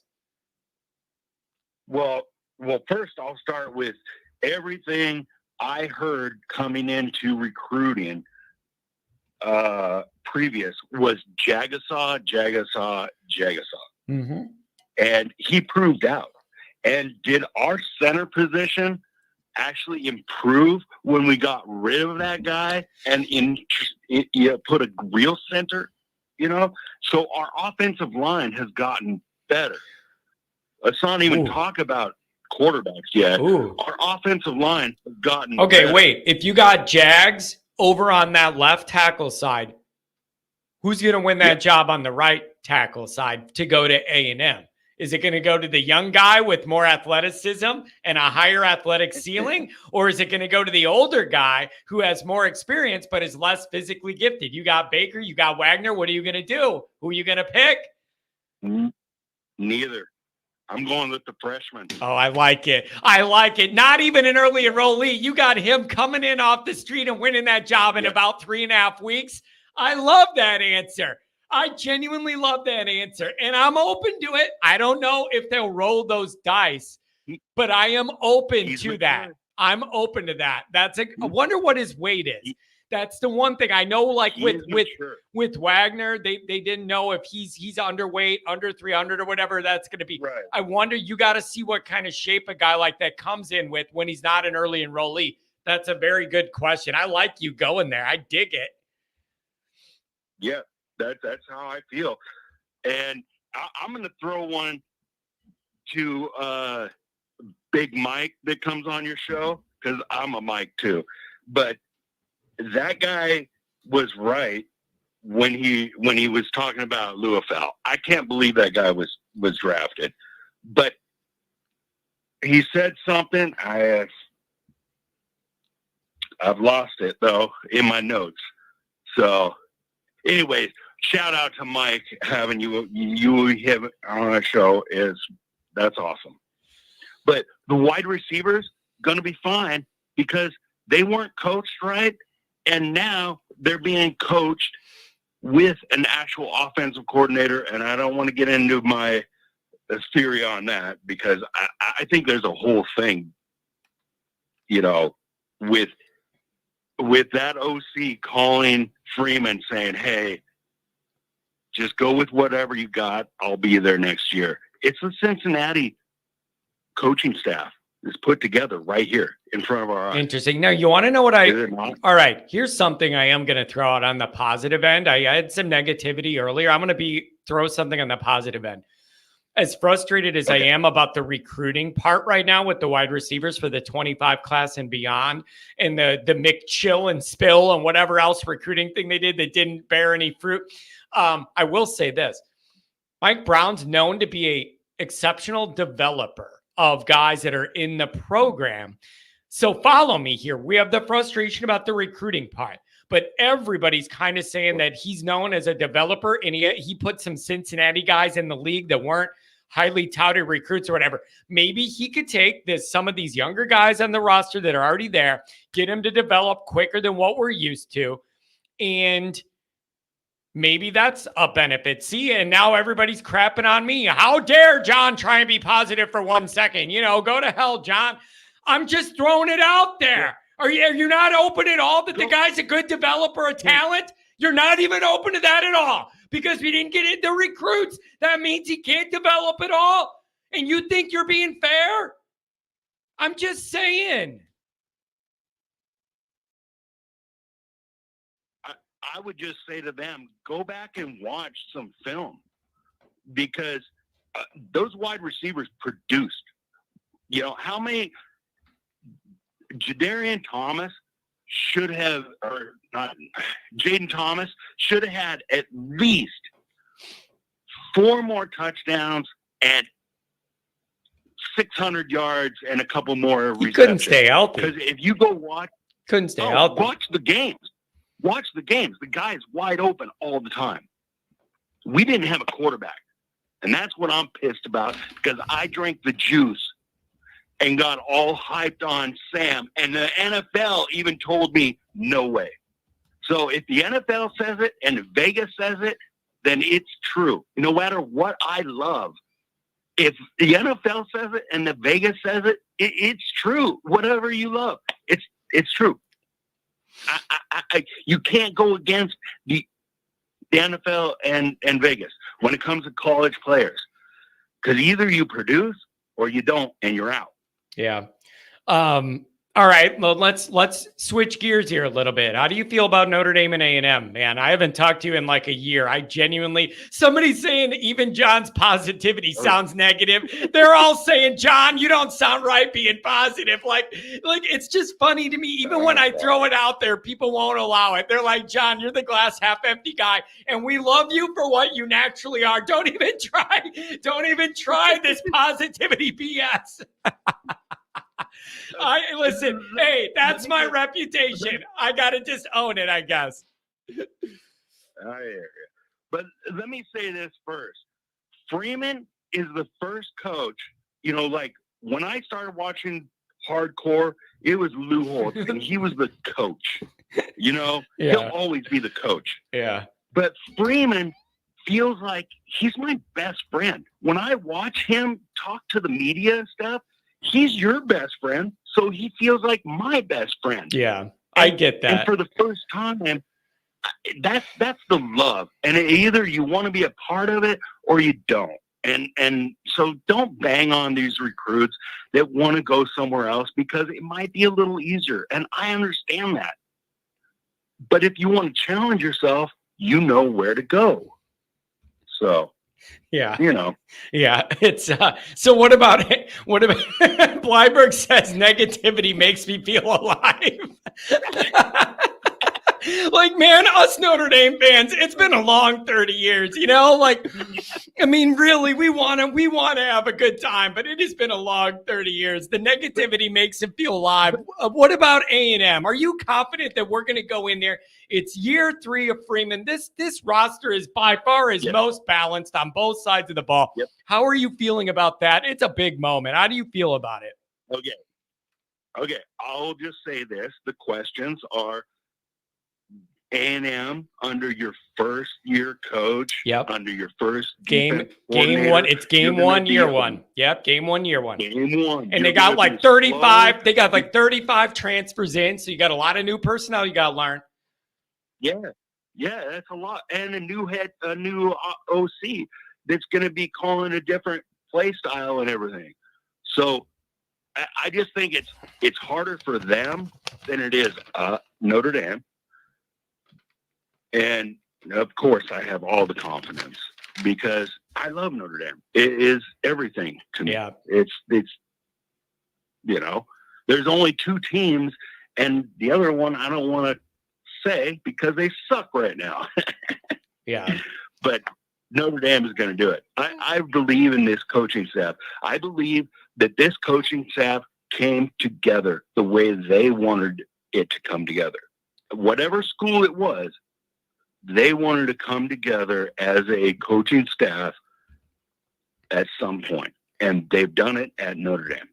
Yeah, man, that's it's going to be really interesting. It's a big moment for the Freeman era there, and I don't want to say that it's a must win, but it feels like a must win. I don't want to say the whole season depends on it, but does it not feel like all the momentum of the whole season depends on it?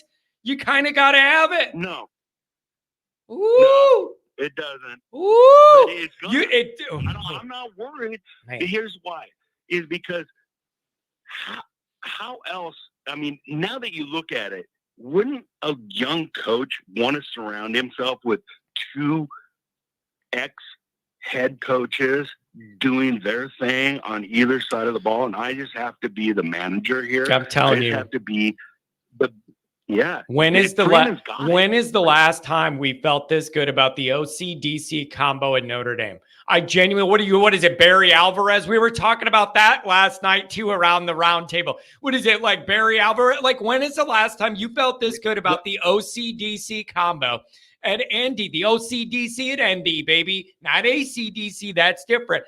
When is the last time you felt that good about this combo? That's got to mean a lot. When Denbrock was here last. Man. Right there. Whew. Nikki Dean says, John, we're going to win by 10, and you're going to say I called it first. Nick, if we win by 10, just like you said, it's going to be a good night in the Always Irish studios, and I'll give you all the praise in the world. I'll be sending you super chats in reverse to thank you for being right about that. I would love that result. Listen, man, I really appreciate you touching base. It's literally been, in a few more weeks, it'll be exactly a year. I want you to save the number and call again. Call more often, man. Get comfortable here. Dude, listen, on my call log, number 1 is Allen Automotive. Who's number 2? Always Irish. I appreciate that. Don't get them mixed up. I won't be able to help you if your car breaks down or something. Call me and I'll be yelling about football. I'm not going to be able to help you. But listen, man, dial me up again the rest of the summer, and when we get into A&M week and everything, hit me up, okay?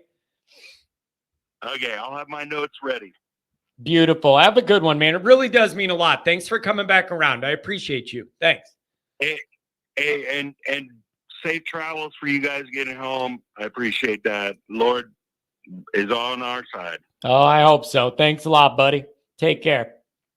Roger Dodger says, everybody should invite Johnny to any weddings. I'm telling you what, man, I'm a good wedding guest. I'm not going to lie. You feed me a hunk of steak, 5 Miller Lights, and I'm telling you, I'm out there. I'm making moves on the groom's grandma. I'm out there with I'm out there with the bride's aunt who hasn't shaken a leg since the 70s. I'm out there cutting rugs. Oh, you don't even know, man. You don't even know.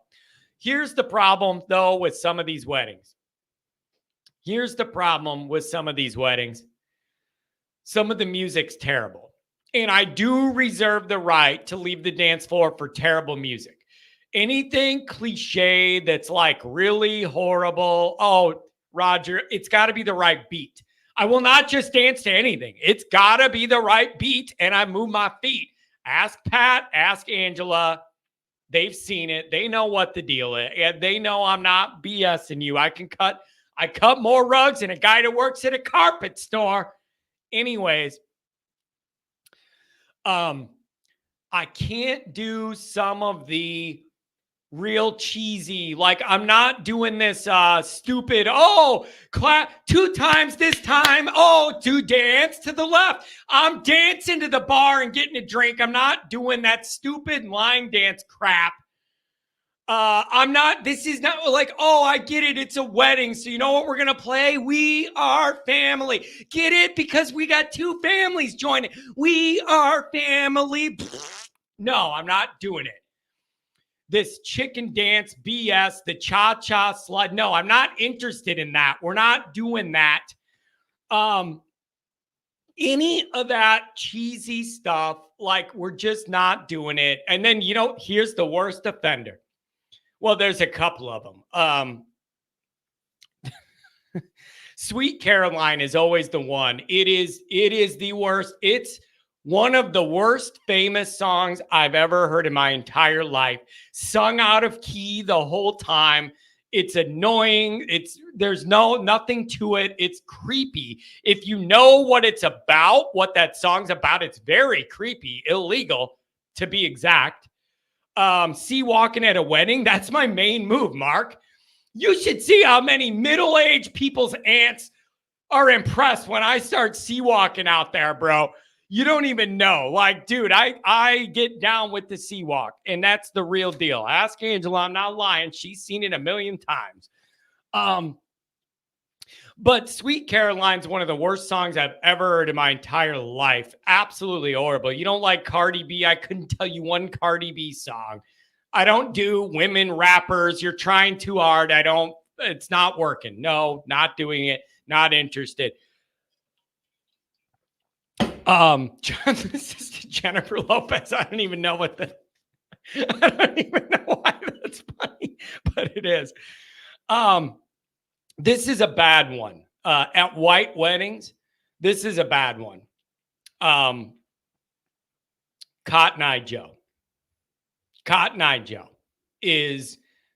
that's when you know you're at a white wedding and everybody's had way too much to drink when they do the Cotton Eye Joe, and it's time to go. So I just can't do that one. I can't do that one at all.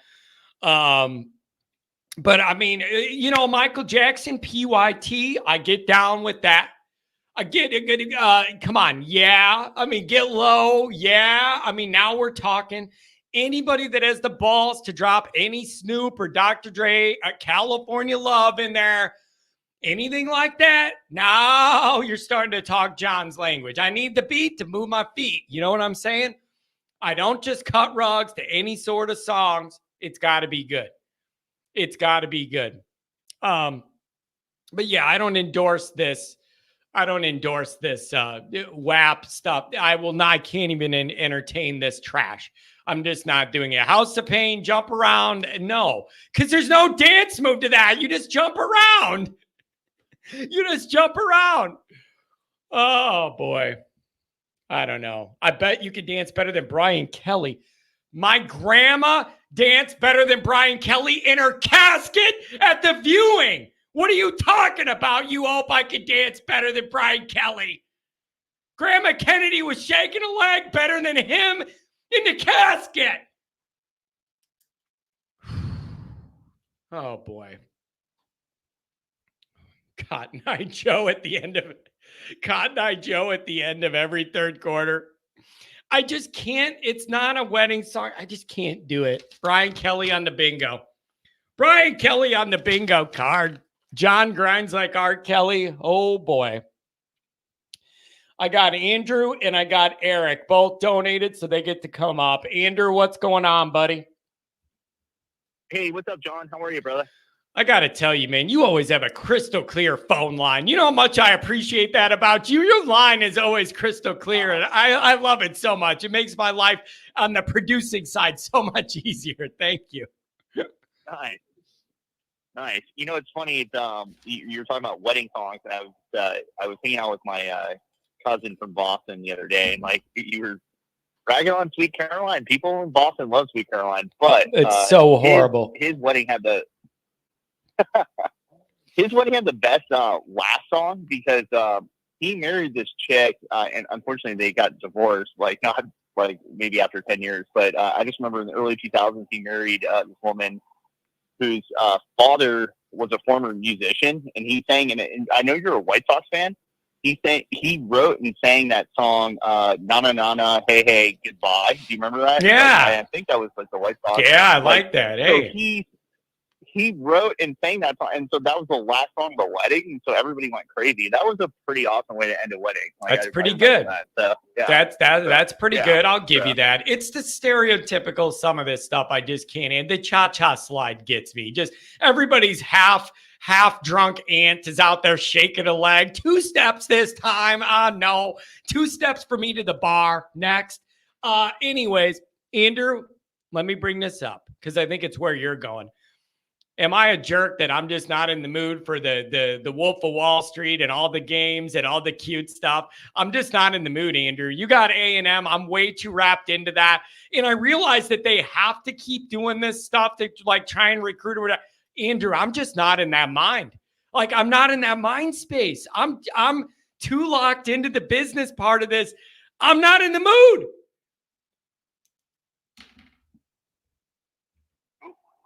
You still there? I got you. Right after I said your phone line was impeccable. Yeah, I got you now. Okay, sorry, bro. Yeah, dude, I call because like I think you've been spot on. And I thought and again I would just encourage anybody like who's listening to you, go on Patreon because Goolsby's fucking awesome. Like I really like him a lot. Dude, it's played out. Is it not played out? Like I get that you want to be serious right now and like win some games. I do too. But it's like 3 years in a row. It seems really played out. And, okay, now wait. Okay, wait. Yeah. Let's be honest. Yeah, they're saying I cursed your phone right after I said your phone line was impeccable. Then it cuts out for a second. Sorry about that. Yeah. But let's be honest. If we had landed Meadows and one or two of these other guys or whatever, would either one of us be saying that? I don't think I would. Yeah. Andrew, I'm being honest enough to say that like had the recruiting kept going on a positive track, I don't think I personally would have turned into like a negative Nancy on this one. I really don't. But I'm being honest. I'm just in a bad mood about all that. And then it's just like we're doing this cutesy stuff and it doesn't match up with the seriousness of that moment. But they still got a plan to try and do stuff or whatever. Maybe they just feel like, what do you want them to do? Cancel whatever the promotion team came up with because you didn't land a recruit?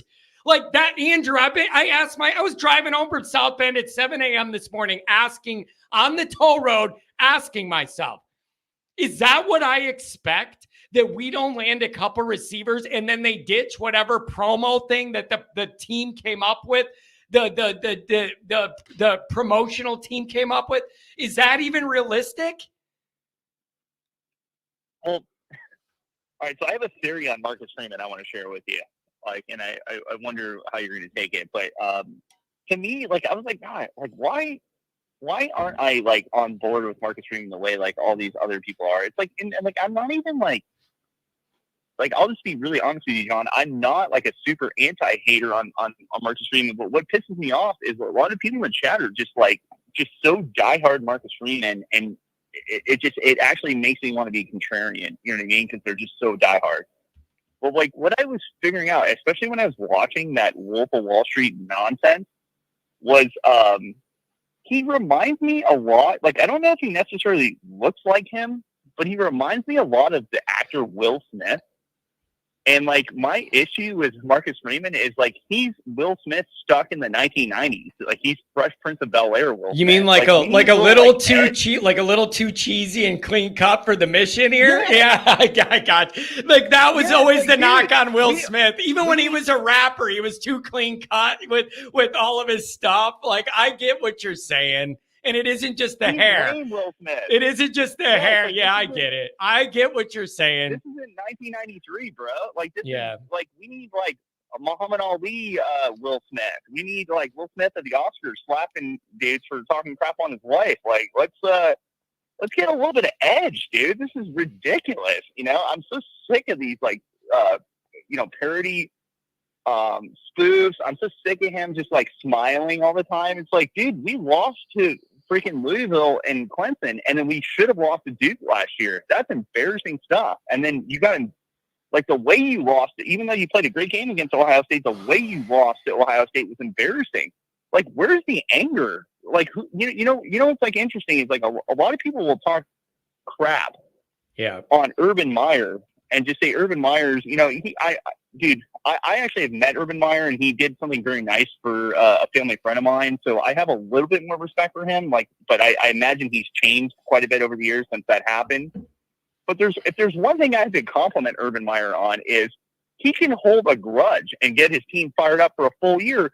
He had Alabama the year they won the national championship, even though they did not have Alabama on the schedule and nothing.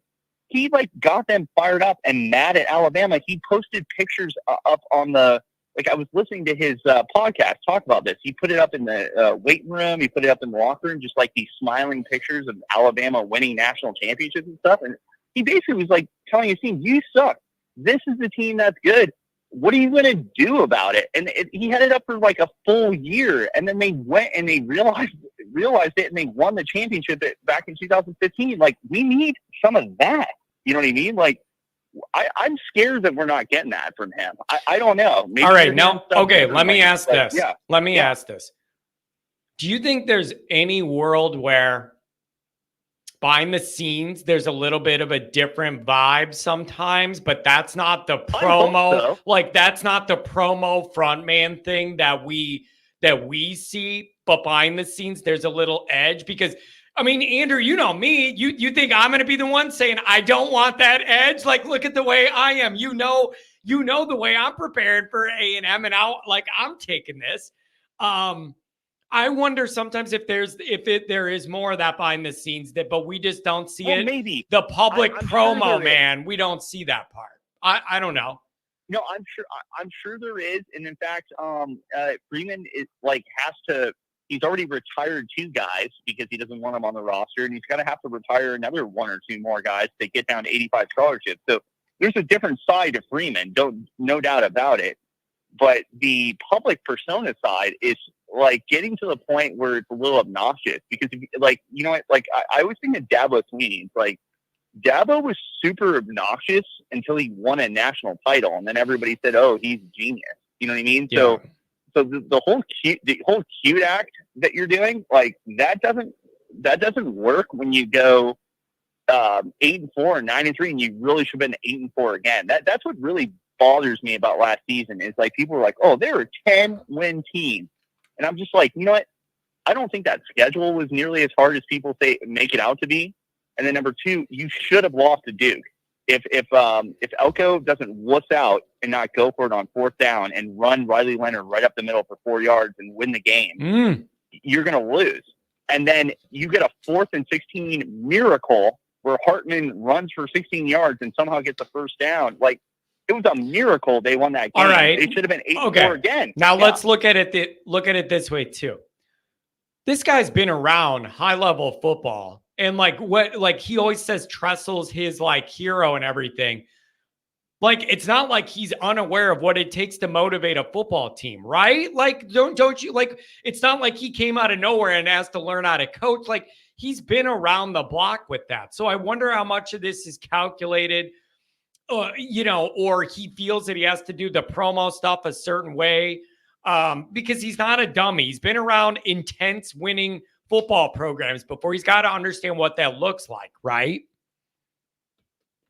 Yeah, I think that's the frustrating part is that for us to even be questioning his recruiting tactics is kind of depressing because that was like the number 1 reason why he was hired. You're not wrong about that. Like, that's the number.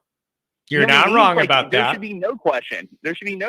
And to be quite frank with you, for how big of a meathead, bonehead Mario Cristobal is, and he is a meathead and a bonehead, terrible in-game coach.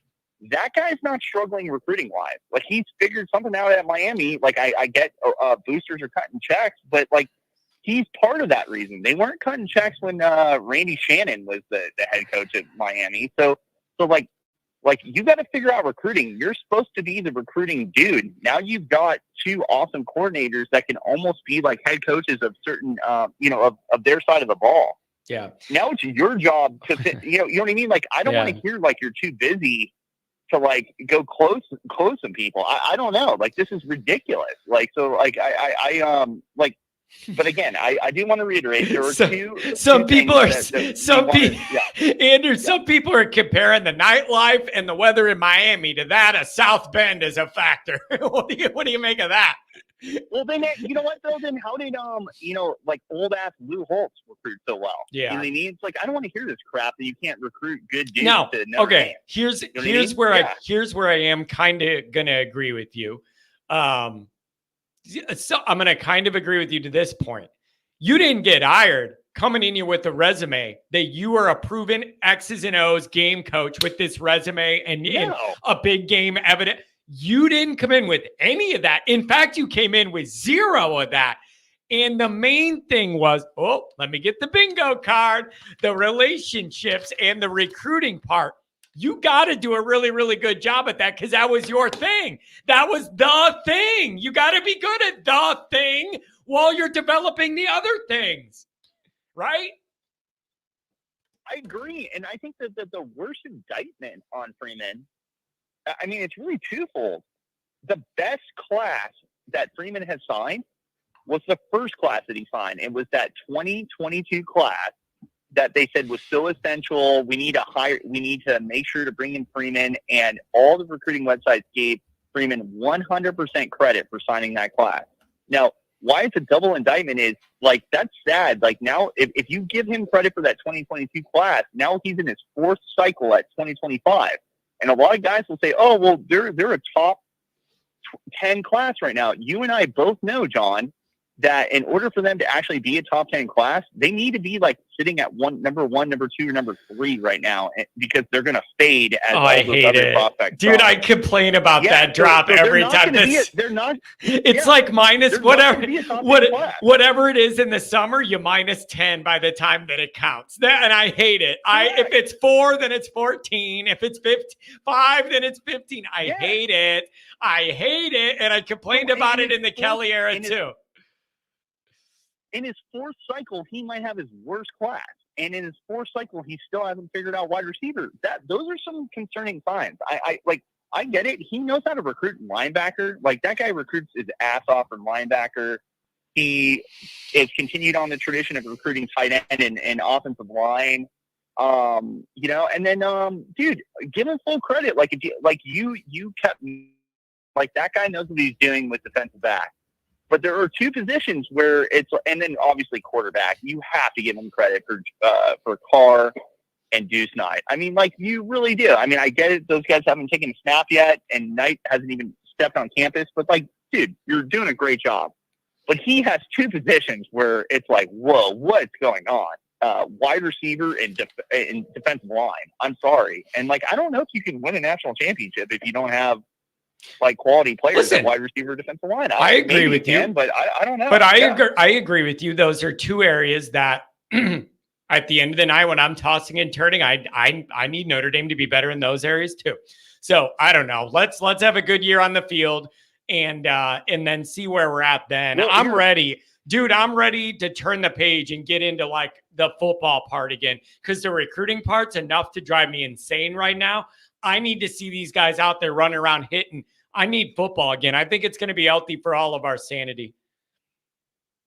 Well, I agree. And then I'll end on this, because I don't know if you have another card you have to get to, but I will say this. You know, I got my head ripped off by another Notre Dame person, because I said that I think Texas A&M dictates their season. You know, if you can't go on the road and beat Texas A&M, I don't know if you have any business being a playoff team. And so, like I think you feel the same way. It's like, that's the most important game of the season. Week 1, your fourth year. You are in the fourth year. You have a veteran team. Like, I get, like, the O-line has got some turnover, but if you look at the team as a whole in terms of starters, these are some veteran guys. And then you're playing against a coach, first-year coach, taking over a tumultuous program. I get it, you're on the road. You can't win that game. You are not a playoff team. So they've got to go in and beat Texas A&M. And if they do, I don't care if it's, you know, a 30-point win or a 1-point win. Get it. I will give Marcus Freeman his flowers if he goes in and wins that game. You just got to get over that. You got to get over that hump. Yeah. Yeah. And then figure everything else out from there. Yeah. So just go out and win and be tougher. I don't want Fresh Prince of Notre Dame. I want, like, Muhammad Ali, Will Smith. Like, be tough. Come on. Like, this is ridiculous. The Fresh Prince of Notre Dame. I like that. That makes me smile. Andrew, thank you, man. Thanks for always being around the show. I appreciate you. All right, brother. Have a good one. Yeah. See ya. The Fresh Prince of Notre Dame. 419, you donated. You're coming up next, and then we'll see what time we're looking at. Blyberg says John takes calls every day and not one troll, because people actually like him and respect him. Blyberg, I got to tell you, I'm going to be totally honest. 443, I got you too coming up. I'll be honest. When I started the idea of this show, and when the idea came to me, I'm sitting there saying, there's all these Notre Dame shows. How can I stand out? there's all these shows. I'm not a former player. I don't have that Goolsby credibility. I don't have the X's. I'm not going to sit there and break down film. That ain't my lane. I'm not a recruiting insider and all this kind of stuff either. And I'm like, what can I do to stand out? And I came up with the idea for the radio show, getting a call-in line. It crossed my mind. What if I just get trolled every single day and it's not even nobody takes it serious? What if it's all just trolls and whatever, and I can't even get to the real conversations? That has not happened. There are times where I kind of want a troll here or there to go back and forth because I think it'd be fun to mix it up. But there's not been a lot of that. Every once in a while I'll get one, but it is a lot of people that really just want to talk football. And I'm the fan lane guy, and I love it. I like talking to you people, even the ones that don't agree with me or whatever. Crying Belly, next season's going to blow. Well, I'm glad to have you here, Crying. I guess we'll all be crying. 419, you're up on the line. What's going on, brother?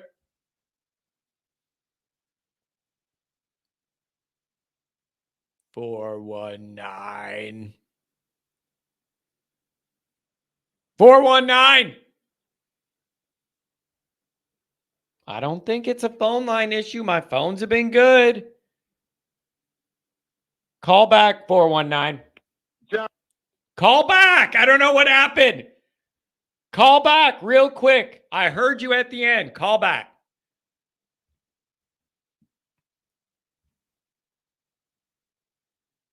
Hold on. I'll call you back. You call me back. I call you back. I'm calling him back. Hell with it. What's up, Johnny boy? I got you. There you are, 419. It was not on the line. Now I got you. What's going on, buddy? Man, my you're big ass cheek hit mute, man.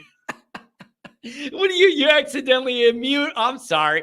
Hey, I'm just glad you're here. What's on your mind, man? Thanks for the donation there. What's going on? What the hell is going on in this Irish nation, man? What the hell is going on? What, do you think people are getting all worked up? We're getting in our heads, man.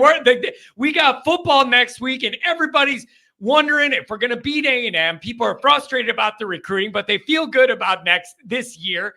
What do you make of it? Hey, man. What do you make? What are the realities? Man. Tell me the realities of the situation. Let everybody know. Cook. I'm East Fidel from Toledo, Ohio. Ooh. It's not that serious, y'all. We're on our way to transition. We're transitioning. So it's just it's not that serious, bro. It's not that serious, bro. We got 3 to 4 to 5 fifths. We good. We just got to get that. We just got to get them certain positions good. And y'all know what it is. Wide receivers. I think that's it. Once we get them positions locked up, and then we don't even need the best wide receivers, y'all. We're good. Okay, but so how do you get there?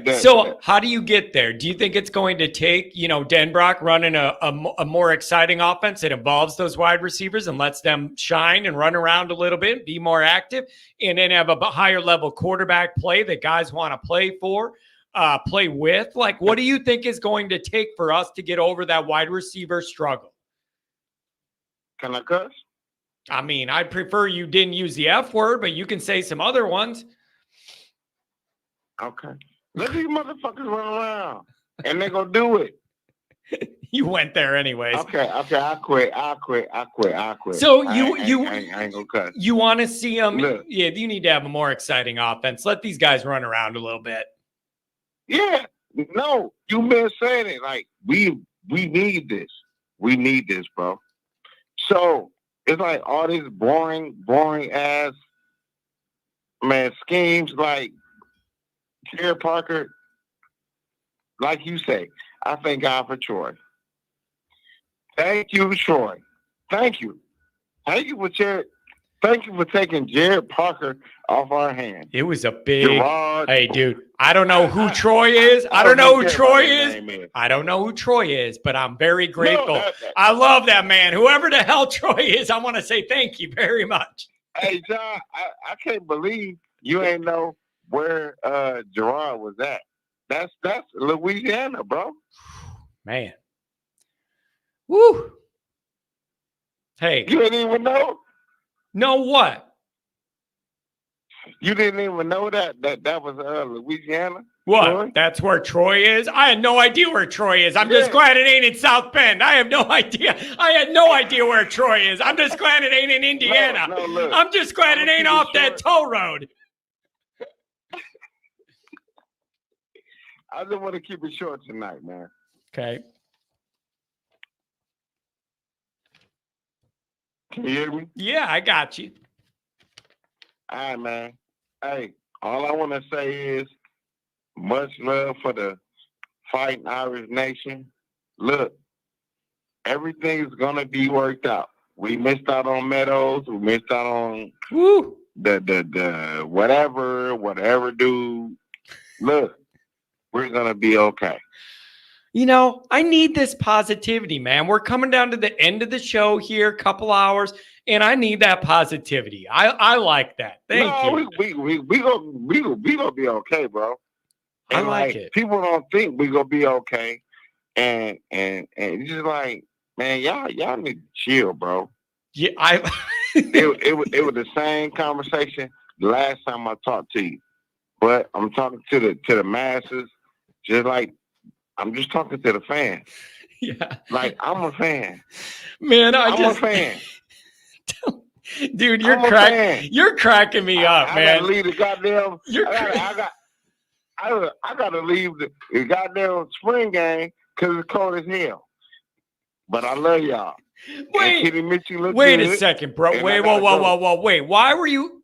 How come you didn't come holler at me at the blue and gold game? No. Come to the tailgate. What are you doing? Cheating on your boy? I pulled in late, bro. You pulled in late. I had this conversation with you. Come on, bro. I had this conversation with you. You hurt my feelings. You came in late. Did you have I pulled in late. Did you have a more fun tailgate party to go to than mine? You can tell me the truth. It isn't gonna hurt my feelings. Come on. No. I wanted to see you on my boy Mike Goosey, but it was just I pulled in late. All right, fine. But look. At the end of the day, one thing I want to tell everybody: we're going to the playoffs. I don't know how many games we gonna go in. Yeah. But we're going 1, 2, all the way down to the Final Four. That's where we're going, y'all. Ooh. And I want y'all to. I want everybody to be turned up and excited. Man, stop all this negative stuff, y'all. Oh, I like this. I like the positivity. A great team. Can I ask though, is this positivity fueled by any drinking on a Saturday night, or is this natural positivity? I want to know. No, this is natural. Ooh. We have a great team, y'all. I like it. And we're ready to go. I like it. We're ready to go. I like this. I like this a lot. You're making me feel better. I love it. Only thing I'm telling y'all is we can make it to the Final Four. Ooh. I don't know what's going to happen after the Final Four, but we can make it to the Final Four, y'all. Man, I like your positivity. That's all I'm saying, y'all. Okay. Man, I appreciate that. I love you all. I love you all. Bad takes, good takes. I love you all. I love John. Thank you for your show. Oh, thank you. And I love you, my brother. Oh, thank you. It's just like, look, we have to have patience, bro. Patience? We haven't won since 1988. How much patience you want me to have? 88. Nothing about patience, bro. I'm 44, and bro, you always going off on me. 88. Bro, it's a lot of patience. Bro, you always going off on me. Just leave me alone, please. It's because you stood me up at the blue and gold game. 1988. I picked my team in 1988. Please leave me alone. Okay. Just shit. Okay. And God damn it. I wanted to win this Ohio State game. They so ass. Ryan, they should be fired right now. But anyway, everybody have a good night. I'm getting the hell out of here because, yeah. Thank you, my friend. Thank you very much. Everybody know he should be fired. He should be fired last year. We all know that. So I'm going to leave that alone. We got 10 men on the field for 2 plays in a row. You're a bum. And just like your boy said, he's Dumbo. He's Dumbo. Oh, man. He been Dumbo. Oh, boy. You know what? No, I got respect for Ohio State because they have a lot of talent coming through there. Yeah. But I tell you what, your coach is Dumbo. So, you're Dumbo. Okay. I'm out of here. Good night, everybody. Go Irish. Love you all. Thank you. Thank Be you. safe, everybody. Thank you very much. Have a good one, buddy. Take care. Oh, boy. That was interesting. Dr. John says, oh, my God, I made it through the whole show without alcohol. Me too. It isn't the easiest journey, Doc. It isn't the easiest journey. Man, Crying Belly, $10 holler. My NIL contribution so we can land Riley Hartman from Pitt next year. It's not a fake call. I think he's called before, and that's just kind of how it goes. That's just kind of how it goes. Oh, man. Oh, he was cooking. That's for sure. He was cooking. Andrew, John, congrats on the new callers. The show is growing. That's the idea. You just never know. You just never know what you're going to get. You just never know what you're going to get. John, you got to give out the best caller of the night award. I think that's true. I need to start doing that. And then maybe I need to let everybody vote. Maybe I need to let you guys like vote on it. 443, you're talking to me. Going to be the last caller of the day. Okay, hold on. Time out real quick. I got a bunch of other callers, but they've all been on the air in the last week and a half. And I got to give the time to the newer people or people that haven't been on as much lately. I hope everybody understands and respects that. 443, you're talking to me about ND. What's going on? Hey, John. It's been a long time. Good to talk to you again. Thank you for your patience. I just got to say, oh, no worries, man. You're a popular show. A lot of times I get left on the whole line, but you have mostly day shows. I finally have. Now, wait. Hold on. Time out. 559. Hold on. I'll bring you up. If you want to end the show, 559, I'll do that. One more on. I'll do that one after 443. So hang on. All right. Your time, 443. Let it rip. Listen, we've been talking about wide receivers, and we've always covered why they're not coming here. And as far as the previous 2 callers, why Lou Holtz is so successful, we had, remember, an unfair competitive advantage. Vinny Serrato did all the recruiting for Lou Holtz, and he was a finisher.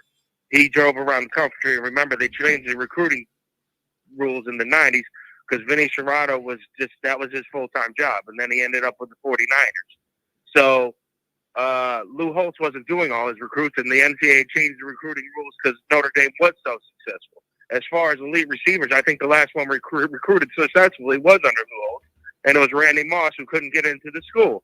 But if we're talking about receivers, who are we going off? Arnaz Battle, who was recruited as a quarterback that we flipped to receiver and had, you know what I'm saying? Jeff Samardzija, Michael Floyd, who I watched an interview on YouTube where he was talking about he wasn't going to Notre Dame to play wide receiver. He was going to Notre Dame. He thought he was going to play safety. So we have nothing in the wings. All the guys that have had wide receiver success weren't even recruited to be wide receivers at Notre Dame. Our best wide receiver last year was recruited as a running back, Chris Tyree. So we've answered the question on that. And the discussion we've always had between me and you, John, over the years with Ian Book and all these guys that can't complete a 10-yard drag. If you got no one to throw him the ball or no one looking, and I joked with you after the South Carolina game 2 years ago, oh, we finally hit Brandon Lacey on a post after he's been open all season. So you want to know why not landing 5 stars? It's not the money. It's not the brand. It's called you show nothing to make a number 1 wide receiver a first overall draft pick. You know what I'm saying? That's just a fact. Okay, so I think where you're at now, the best way out is You get it, a new OC in here that isn't afraid to run a more exciting offense to highlight these players. And then you get a higher level of quarterback play with Riley Leonard, hopefully this year. And then whatever comes next with an athletically gifted CJ Carr and Deuce Knight, whatever you're going to do. Is that not the best case, like, way out of this right now? What's the other way out of it? It's the only way out of it. Yeah. You have to have somebody show that they can get the ball down the field and hit these open receivers Yeah. that we've been missing for 10 years on man-to-man press coverage with a loaded box and no one over top. Okay? Somebody's just got to complete that one pass with semi consistency, and you know what? Then they can't even load the box, and then they're really screwed. So we've been talking about quarterbacks, and I saw a post at the start of the show. I almost had a heart attack when they're like, well, why is everyone bad against Ian Book? He couldn't hit an 8-yard drag in the college football playoffs. He overthrew him. Yeah.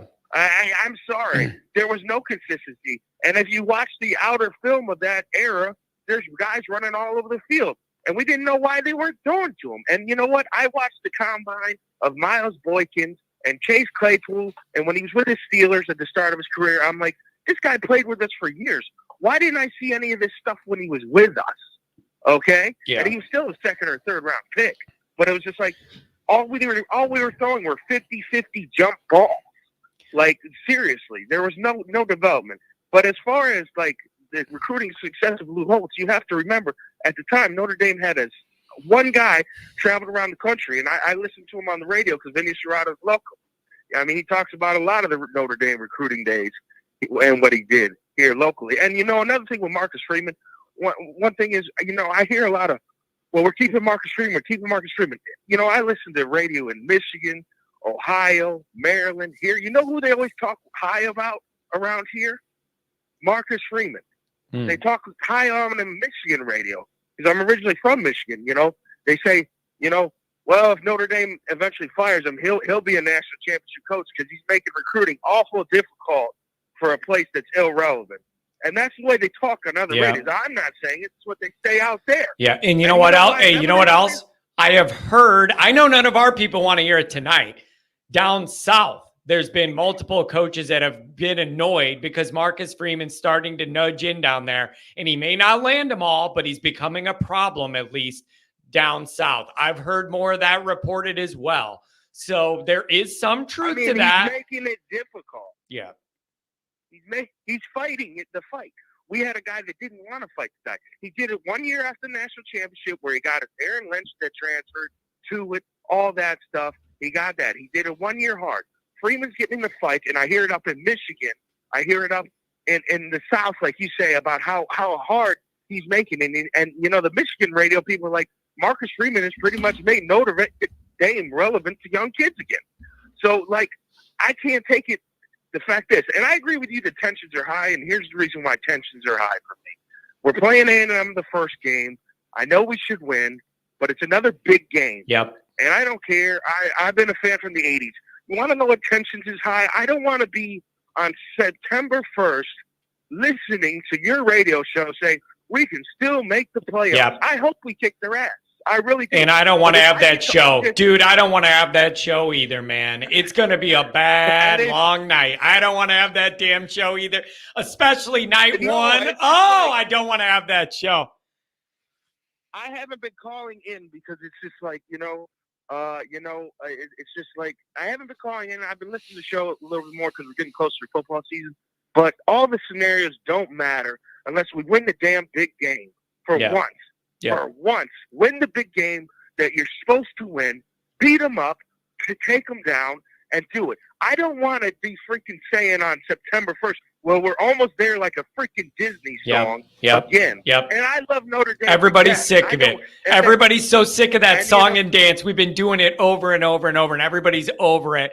You got your dude. You're right, man. You were really right. Like, you just need to go win it. Like, here's what you need to do: land recruits and win big games. That's all I need you to do. I don't care about anything else and your promo videos or whatever. I need you to win big games and land great recruits. That's it. And I got to tell you, Lou Holtz made some recruiting mistakes back then. because I listened to Vinny Serrato out here, and you know what he said? The biggest recruit he had flipped. You know who he had flipped ready to go to Notre Dame? You know who he had flipped ready to go to Notre Dame? I do not. Remember Javon Curse? Yes, I do. Javon Curse was ready to flip to Notre Dame and go to Notre Dame, right from Vinny Serrato's radio show out here. And you know what Lou Holtz said? I want my guard from Georgia. And it was Arkansas. I'm sorry, a guard from Arkansas that never played. Vinny Serrato said that was one of the biggest mistakes ever because he had Javon Curse ready to flip to Notre Dame, and then Luke Holtz said, I didn't have a scholarship for him. So the real genius of recruiting was actually Vinny Serrato. That was a paid recruiter. That was his only job with Notre Dame, to do all the groundwork, and Lou Holtz's only job was to meet with him and just finish the deal. So you can give Lou Holtz all the flowers in the world, but you can look up when they changed the recruiting facts, because Notre Dame was the only team that it could afford at the time to have one guy dedicated to travel the country and recruit. That was his only job. That's somebody you might want to talk to one day, because he has a really good recruiting stories. But I don't know. Man, I'm telling you. I think Marcus Freeman is aware of this situation. He knows what this moment is. He knows what A&M's going to be. He knows he has a good roster, the best he's had in 3 years. He knows he has a staff that you trust. And I think he knows it's time. And it needs to be time against A&M. It needs to happen, and you just need to find a way. It don't have to be perfect. It doesn't have to be perfectly polished. You need to win that ball game. But I got to be honest. My number one concern is not anything but the offensive line, because you know what? Everybody talks about offensive line unit and me of you and all that crap. Well, you know what? When the fourth quarter comes and you need one more first down, name the game where they've got it. That's fair. Name the game where they push. That's fair. An extra 3 yards. That's fair. I love our players. I'm a Notre Dame guy. If it's the Bob Davie era, the Ty Willingham, the Charlie White, the Brian Kelly, I'm there to the end. You know what I'm saying? It's just you haven't finished the game. You had a chance to finish Ohio State. You couldn't do it. You couldn't get the first down. You didn't push through, and you had 2 NFL draft picks and more. This is the year. If the line's got to show me, because you know what?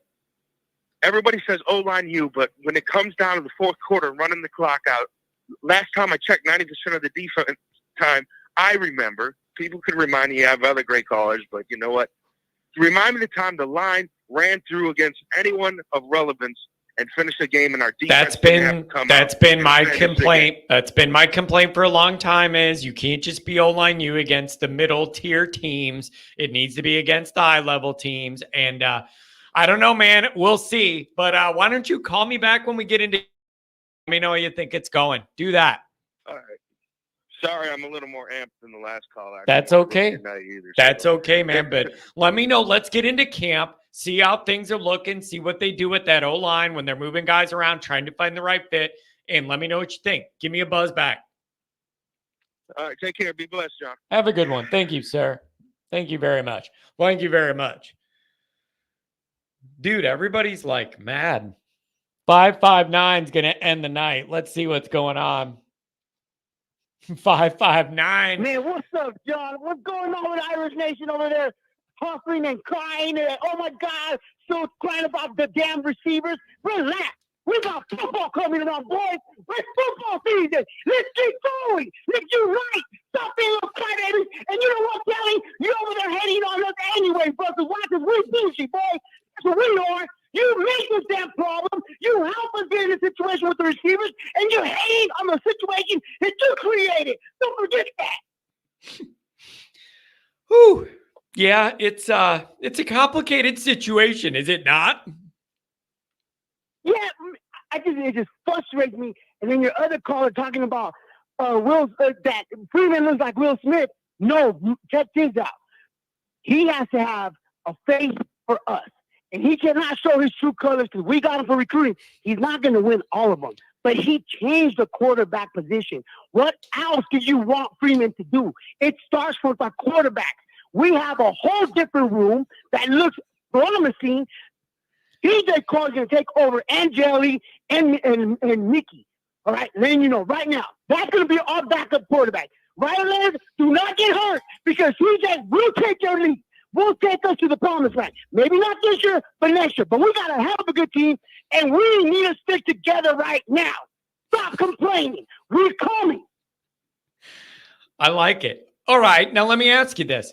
1 to 10, give me your confidence level. Notre Dame's going to beat A&M week 1. 1 to 10, give me a number. 10. Man, I like that confidence. I think A&M's the favorite in Vegas. What's your message to them? They're the favorite according to Vegas right now. A&M, not Notre Dame. Man, all I gotta say is you better be ready to lose a lot of money, Vegas, because the first time you haven't been broke, you will be broke after this. Like my coach said, he faces his problem with a $2,000 suit and a $40,000 watch. He's bringing swag back to ours, and look at the style that he brings to it. We all complain about like all this other stuff that we never had. Now that he's brought recruiting to another level, we don't like it. We're not going to get them all because we got haters. You know what I'm saying? Because Alabama, Clemson, Georgia, Texas A&M, Texas can't be like us. Last that I checked, signing day is in December. Meadows is going to see the offense blow up. And once our offense starts blowing up, Meadows going to be like, you know what? Never mind. NIL money is better over there because why? He thinks about his future, and he knows any receiver, anybody that's been to Notre Dame knows that there's a life after football, and ain't no better education than the Notre Dame education. Man, that's a lot. I like your energy on a Saturday night, man. Hey, and I wanted to thank you for calling when you were working the other day. I felt bad, though, because you had to work. No, I felt bad. I should not have called like that. But it's just like, boy, I was so animated. I had more to say. I just haven't been able to, like really get out everything. I love the fact that you have callers coming in because you got callers from everywhere, especially the other guy. He knows, and you know, your Ohio State guys, don't let them sucker you up, my boy, because they know that Dumbo's about to get fired and he doesn't win a natty because he spent a hell of a lot of money to get an NFL roster. And that's a fact. Man. They know Monty Freeman is their golden ticket. That's their golden ticket. But guess what? He's our golden ticket. He's on the Golden Dome, and he's on our payroll, and he's going to stay on our payroll. Oh, I like that. The golden ticket from the Golden Dome, baby. I like that. That's good. I'm going to steal that. I like that. And then you know what? Those uniforms are fire. We just have us down because we didn't get the receivers. And that little momentum that we were having, everybody was excited. Everybody was feeling it. We thought we were going to land this guy, You know what? We got Deuce Knight. Relax. Ain't nothing happening. Football is around the corner. And if I'm not around, I want to celebrate when you were in the Final Four. Man, I want to know, are you going to try and call in on the actual post-game shows with this energy when we get into the games and I go live? Oh, baby. You best believe I will be there. I already got you on speed now, my boy, because we bougie, bro. We're going to show where Notre Dame money's at. We're going to show that Notre Dame love, and we're going to show that we back with class, style, swag, and everything. So look at Freeman. He gets fresh haircuts from Julio Cruz all the time. Man, that's letting you know we're back, homies, and we'll have a different swag and a different look. And you know what? You may not like it, but you're going to love it at the end of the day. Man, I'm telling you, I really like your energy. It makes me feel like I don't have enough energy. You're making me feel like I need to wake up. I appreciate it. Man, look, John, I have worked the last two weeks, 75 hours. And this week I think I put 78 hours. When it's Notre Dame football, I don't care how many hours it is and how tired I am. I'm ready to talk Notre Dame football all day, every day, anytime, any place, anywhere. You talk about my coach, you're talking about me. You talk about my Notre Dame, we got a personal problem. Dude, I love you, man. I don't know where you came from, but I'm just glad you found my show. Like we're a good spiritual match here with the intensity. I'm just glad that you found my show. I love that little promo you just cut. Oh man. Oh, man, it's cool, man. And just thank you for just letting everybody call in, because there's a lot of us wish we could do, because that Fine Fart over there likes to talk about the SEC. But don't forget, Fine Fart, you've been paying your players from day one. We're in this game now, and you ain't going to like it when Notre Dame starts spitting out money. So you better regulate this real quick, because you know what? We're going to get the big guys, the big uglies up front. We're going to get that offensive line. We're going to get those defensive tackles. We're going to get those linebackers. We're not ready to get in the quarterbacks. Look at what's going on. We have all the SEC heading on one team, because you guys can't be like us, because you ain't us. That's what it is. This is Notre Dame. This is College Nation right here. This is the Golden Domers. Oh, go Barry! I love you, man. Good night. I'll talk to you next week. Good night. Thank you. Oh, boy. Wow. So that happened. Dude, he outdid himself from the first call. And the chats, you guys some of them are really funny. Some of those chats are absolutely outstanding. And now I got work to do tonight, because I got to take this and cut it all up and edit it and do, and make a short. When you talk about my coach, you're talking about me. I'm going to have to do the whole thing. So I'm going to be up tonight, because I got to cut all this up. My word. Woo, baby. All right. I think that's going to be it. 2 hours, 15 minutes. That's pretty good, but I wanted to have a good one getting into football next week. Thank you, everybody. Everybody that donated, everybody that chatted, everybody that called. I hope people understand if I don't get to them. If you call a lot and you're on in the mornings a lot, I try and get people on that haven't called a lot, or they can only do the night shows with their availability. And we haven't done as many night shows in this summer as we did last summer, just because of life. Wow. So that was interesting. We're getting into football, folks. Keep in mind, I might post his full thing or a short of this tomorrow, whatever. Keep in mind, Monday I'm going to Notre Dame. We're going to have to do some night shows during the week. So keep in mind, if you're looking for me in the morning, it probably isn't going to happen. So we're going to be I got to be at Notre Dame multiple times next week again for various things. And then we'll have some additional news coming along with that. And we'll have a lot of cool stuff going on. But I think we're going to do some night shows next week. So we'll get this energy in, and we'll have some night show activity. But thank you guys. Man, I love this show. I love all the different opinions. This is exactly what I envisioned this would be like, man. Just shooting all over. I love it. Thank you guys very much. I love this show, and none of this happens without all of you guys. Love you guys. Thank you.